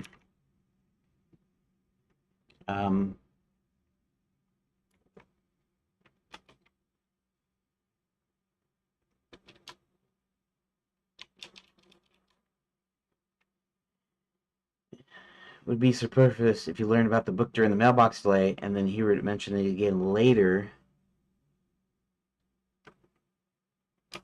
after you've gotten into the event. Should tell it to use concise answers. So let's see what it does. Yeah, I know this is boring. It's boring for me too, in a way.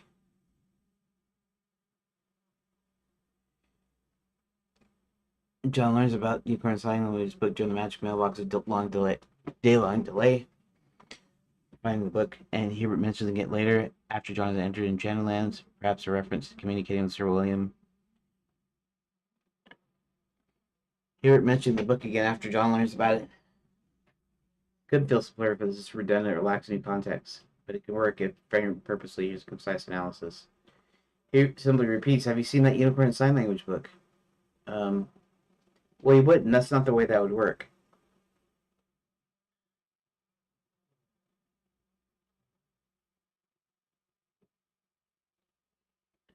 John meets Sir William. It might seem to this callback.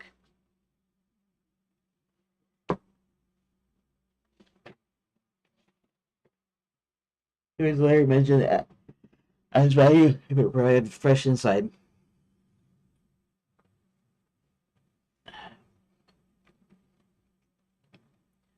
If John didn't visit the library, Hubert's mention could prompt a return trip on a chartered way to learn the skill. No.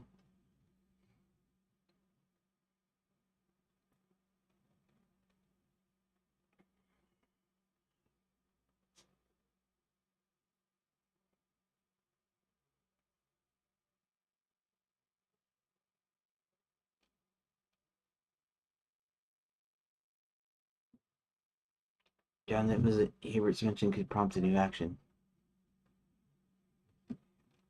Okay.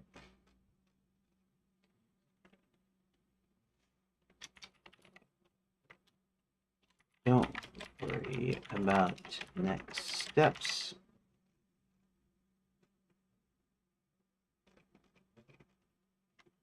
Or face on. Okay. Please keep answers short and concise.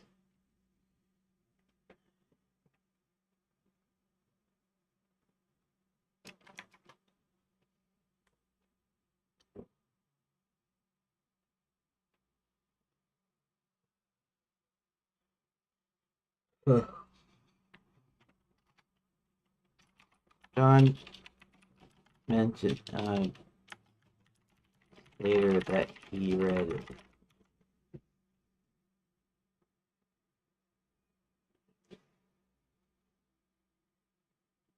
John mentions later that he read it.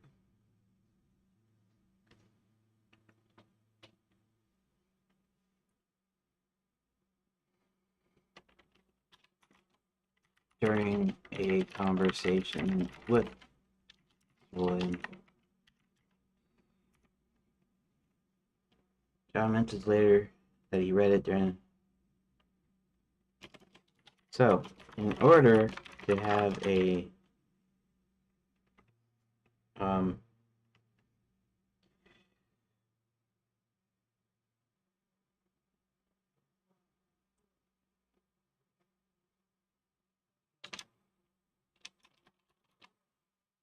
John mentions later that he read it during a conversation with Sir William.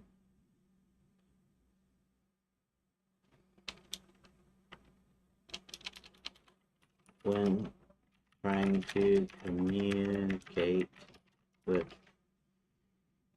dang it, I gotta be done here. John mentions later that he read it when trying to communicate with Sir William. So I'm either going to show it in one place, which is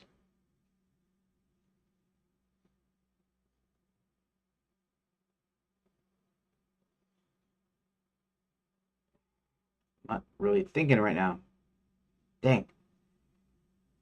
John mentions later when he read it and trying to communicate, so I'm either going to show it in one place, which is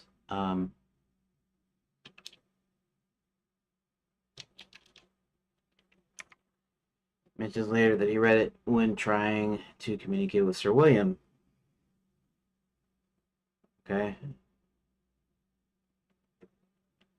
What am I having such a problem with?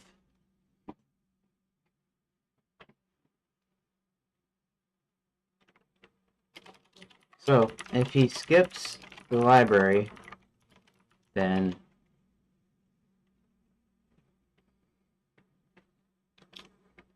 what is my problem?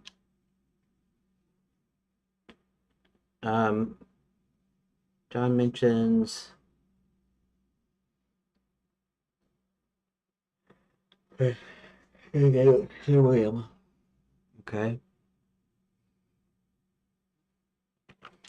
This can be foreshadowed.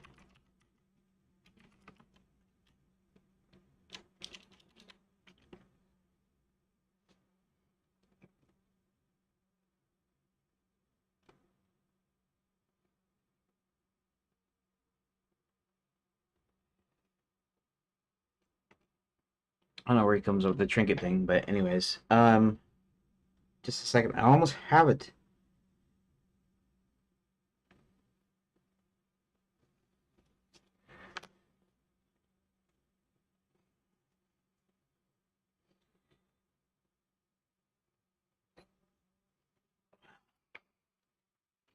I wanted to know he used the mail delay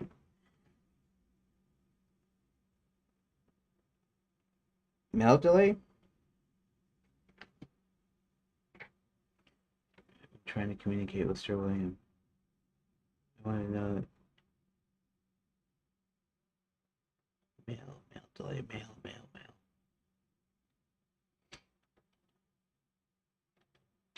Mail delay.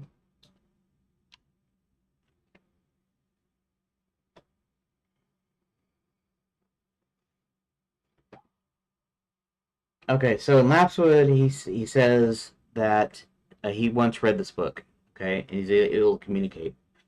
Now, if uh,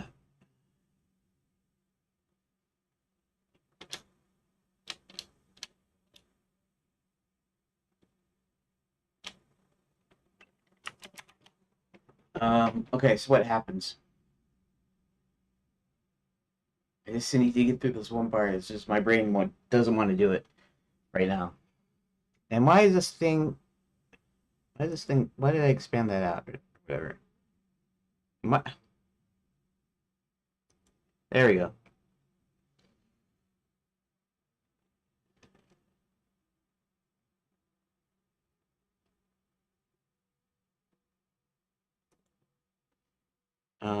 What's that? Let me think for a second. I wanted to know if it would be superfluous if the delay, which means John goes and visits the library, he sees the book, okay, makes a comment, whatever, and then later on,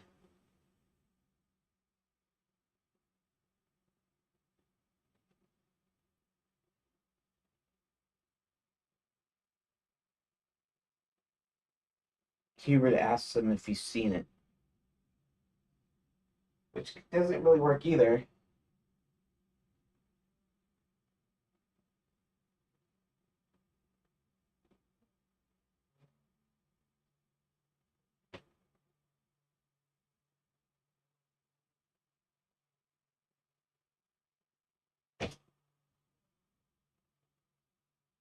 That doesn't work either.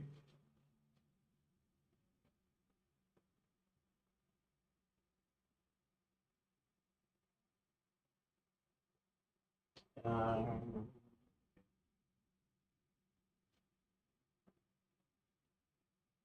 Hubert could ask him about it so that when you see it later, when you need it later, you already kind of foreshadowed it, right?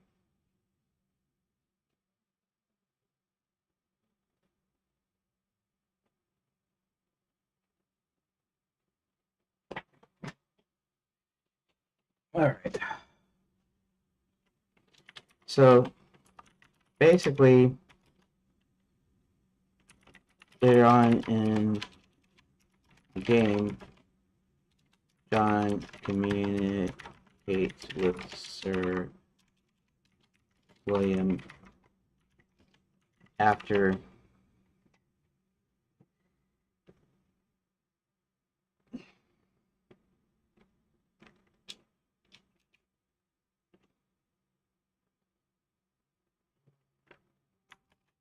by mentioning that he read this book. Okay. Unicorn Sign Language. All right.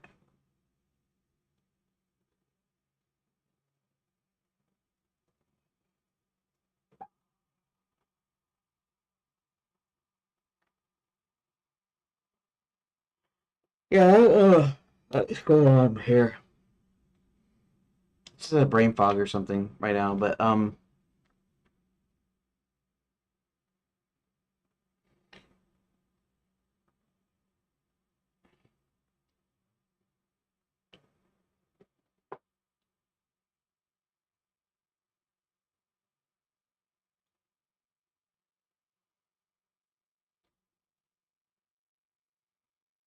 so John doesn't know about the book if he doesn't go to the library. If he doesn't go to the library, he already knows about the book.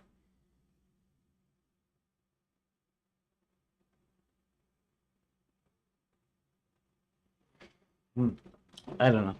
I'm having trouble.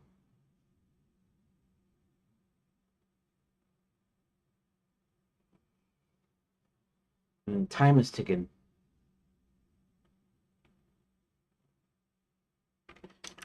if John doesn't get a chance to go to the library,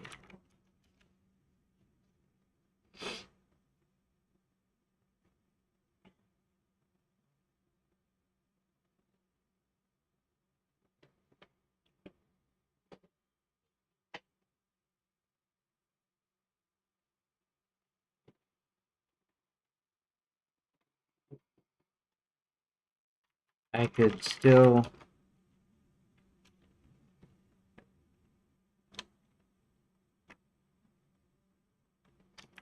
you'd only see the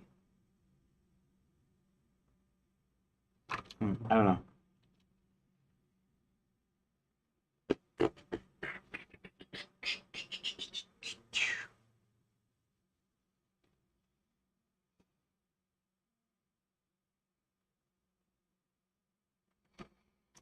If he doesn't go to the library, he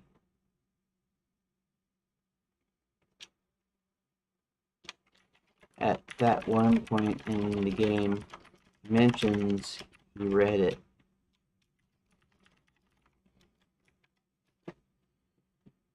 He mentions he read it, so he can communicate with Sir William. Okay.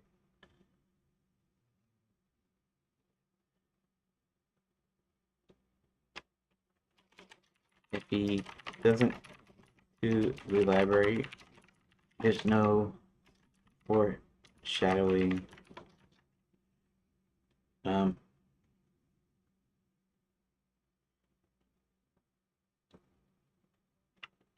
If he doesn't go to the library, there's no foreshadowing.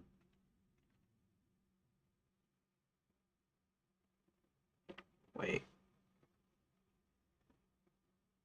Yeah.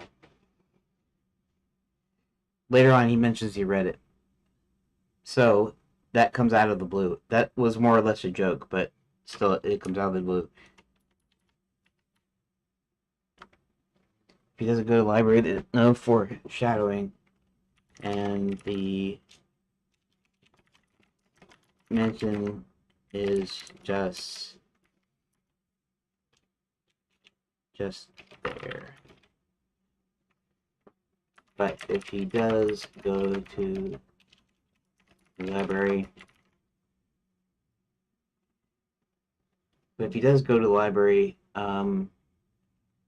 he obviously finds out about it.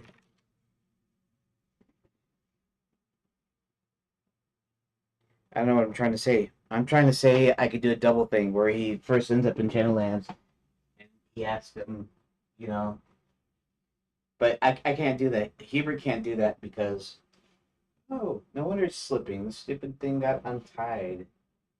I'll deal with that later.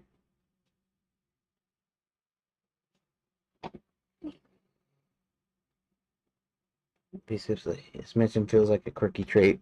He visits the library, find the book makes a later mention, satisfying payoff, no superfluous. Library just adds depth. Okay, that sounds better than I'll go with that.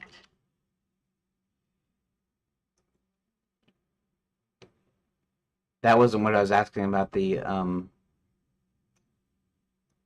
superfluousness part because I was gonna have it mentioned, but he can't mention it later.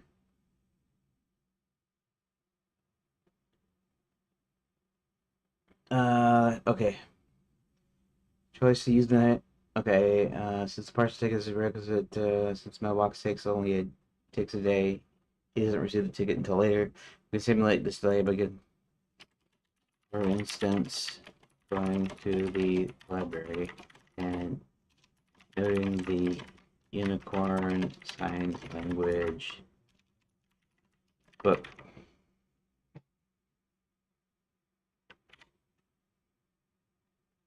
Um,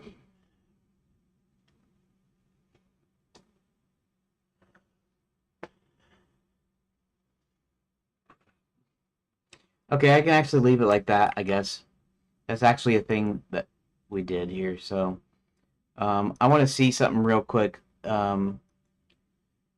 see if I can, if there's something I can do here real quick in the room manager.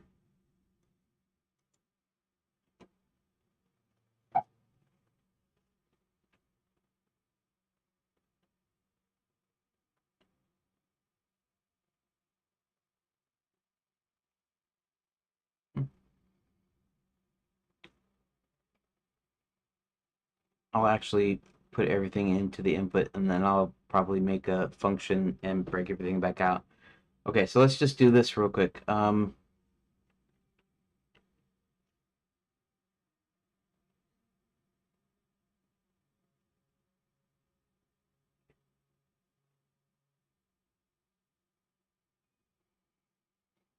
actually, I can get that. Okay, let's go back to the debug console. How do I extract text entered into the line edit box?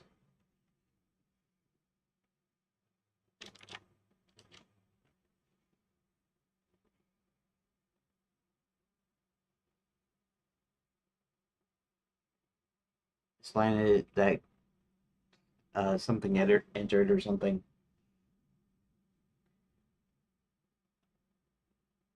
Let's see what it says. Maybe I can do it here. Check this.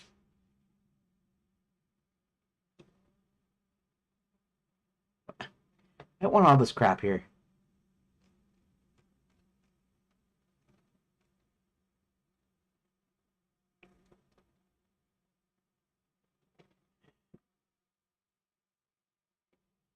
Text submitted.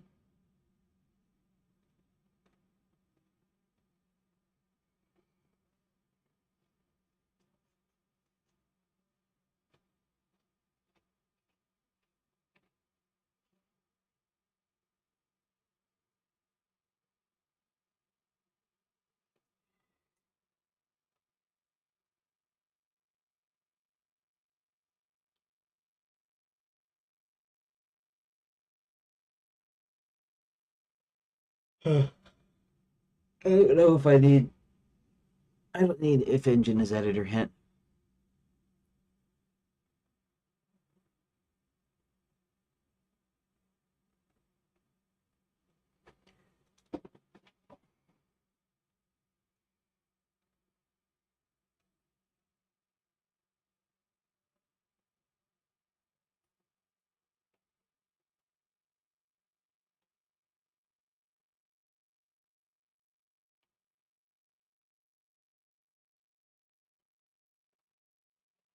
Except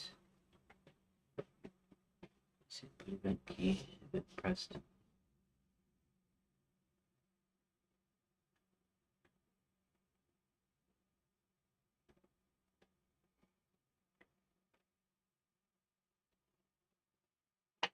Line edit text returns the current text as a string. Text submitted is better for debug console as it captures text when the player submits. Okay.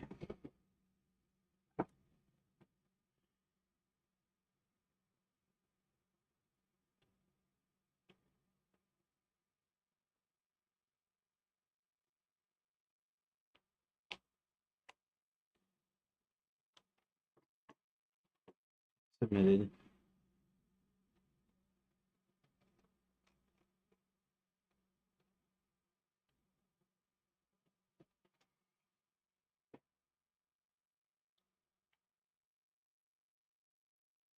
Line edit text submitted connect.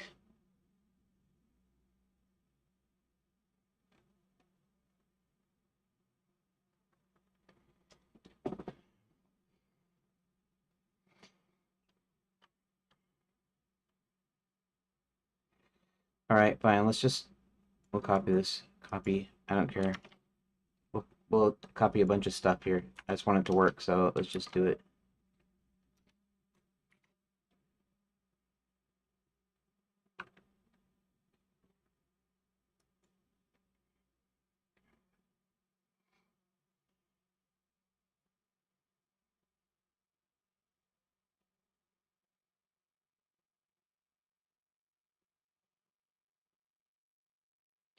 Probably just change room.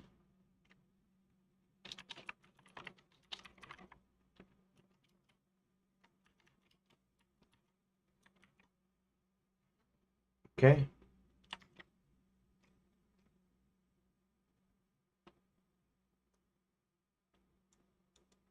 Copy. I don't know if I have a ready in here. Do I have a ready in here? I do have a ready in here.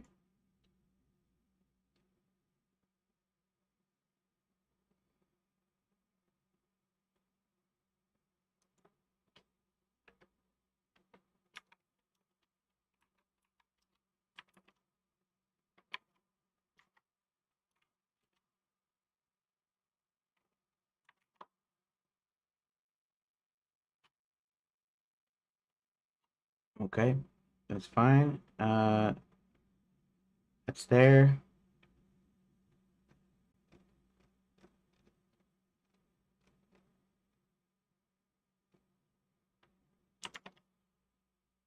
Input event.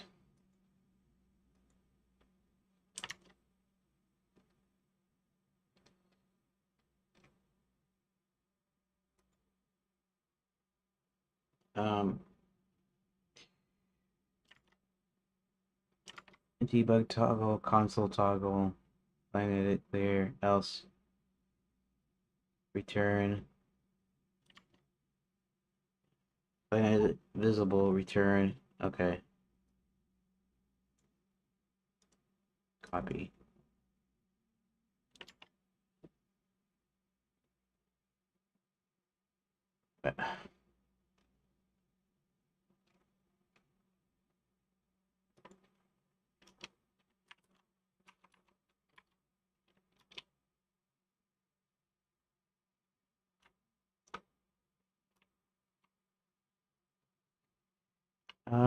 Control Z.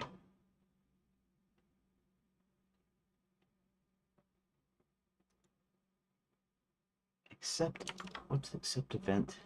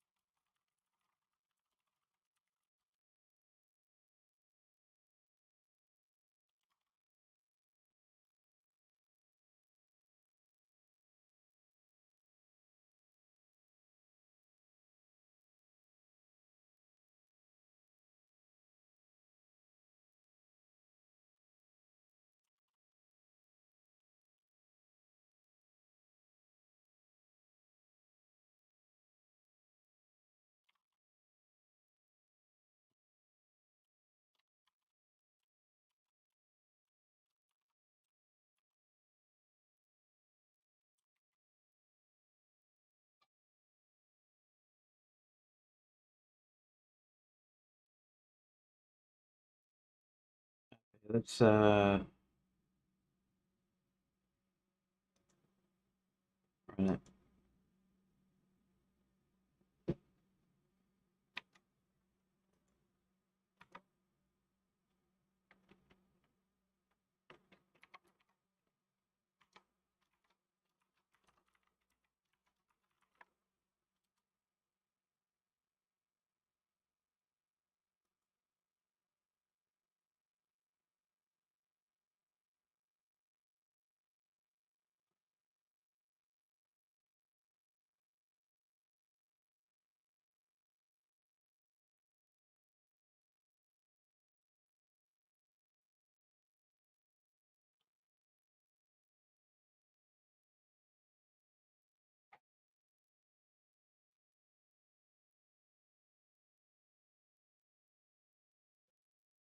I see.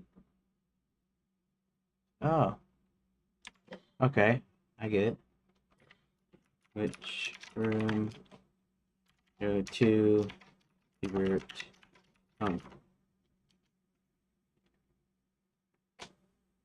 One? No. I guess I have to. One? Okay. Okay, so one thing that where? Okay. All right. So okay, switch room. That's actually just fine. Switch room is fine. Uh, line edit clear.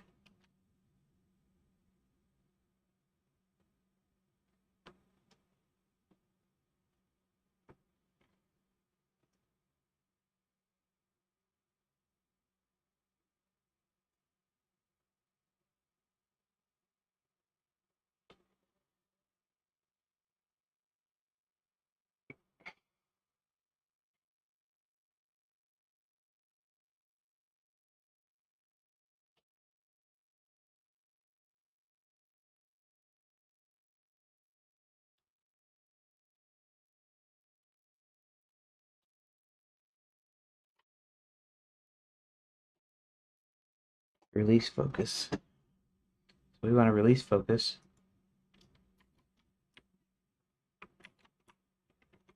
Let's do something here. Let's call this.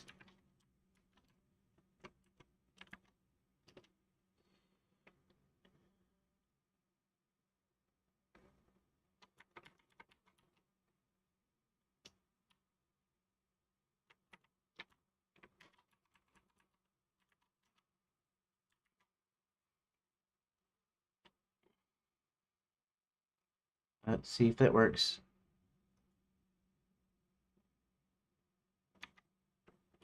Switch room. Okay. And then again.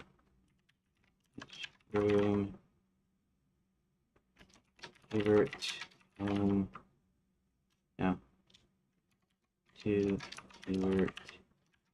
One of those papers. And everything works. Awesome. Okay, so let me do my little recording and then I should be done, which I should have been done an hour ago. An hour ago? Okay, give me a quick second here. Today's Monday, May 26, 2025. So today, I had to figure out how, I had to figure out alternative method of getting the Quicksilver ticket to John for adding choices later, and I came up with this, which is even though the magic mailbox is a good choice, I wanted an alternative choice, and I wanted a reason for the player to choose it. So basically, if you use the magic mailbox, it's going to delay it. It's going to take a day in game time, and it's not really game time. It's basically in story time, right? And during that day, John can actually do a few things. One of them would be going to the library, where he can actually spot the Unicorn Sign Language book. But um, if Hubert chooses to use the spells to get the ticket to John, then obviously the Unicorn Sign Language is just kind of a quirky thing that happens later. Otherwise, it's a little bit of a setup. Now, I also figured out what you need to. What time is it? I also figured out uh, what you need to do to get that ticket to John. And the first one is you needed to try a teleport spell, which introduces the magic hat system. And then if because his magic is only halfway, it only gets part of the ticket there. But the full phrase that he needs to get to open the portal, isn't there. So he tries something different. He tries a clone conjure spell, what I call a clone conjure spell. Basically, you conjure up the tickets in both locations, but because of the way his magic works, either he ends up getting the ticket or Hubert ends up getting the ticket, or they both end up getting the ticket, but maybe one of the tickets don't work. And so it almost doesn't matter what they get because he's going to use the inactive ticket to finish the phrase, say the phrase, and then open the portal. So that's what I decided that I would do. You have to use both spells, and the alternative is using the mailbox, which is more reliable but is slower, and the other one's more instant and quicker. And so that's about it.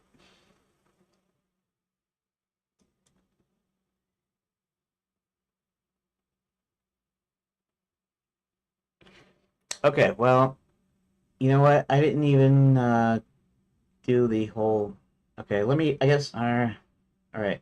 Let me do another recording. See if I can do it quicker here because I didn't talk about the other part. So start recording. Today is Monday, May 26th, 2025, and today I was mostly trying to figure out how to get the ticket to John other than the magic mailbox. Magic mailbox is uh, is easy, is reliable, but I also wanted an alternative so that you'll have some alternative thing to do, and I wanted to give an incentive to choose this alternative is that the mailbox takes a day to actually work. So you'll have some stuff to do in Cerulea in our realm, like going to the library and look and spotting the Unicorn Sign Language book. Um, so what happens is you can either choose a mailbox and you can do that, or you could do the instant spell, but it's the risky. And Hubert starts off by doing a teleport spell, and it only teleports part of the ticket, so part of the phrase that John needs to say is missing. And so the other one, he does what I call a clone conjure spell, which uh, basically makes a clone of the ticket in John's realm and in Hubert's, uh, knowing that part of it's going to work, and so eventually he would get the ticket to John, and so it can either end up in John's realm or in Hubert's realm, or it can end up in both, but like it would be inactive, like it wouldn't work. So you take the partial ticket and then you take the phrase off of the full, even non-working ticket, and then he's able to open the portal. Now, I did that so I could add an alternative, and then I also did a little bit with the here. Let's pull this up with the uh, with the debug console. So pull this up. You type in switch room. Then we'll say 001 enchanted lands, like that, and it automatically goes there and closes the deal. And then when you open it, it's cleared. Close it, it's cleared. So now I can go to any room that I want to, so I can start testing at whatever room I want. And that's about what I got done today. So okay, I think that did better that time. I got both of them in. It's 2 minutes and 32 seconds. A little bit much, but I can trim it, and I'll hack it and trim it, and it'll work. And I want to say thanks, Rick, for bearing with me for part of this, and anybody else who happens to come in here and look at the stream after the fact.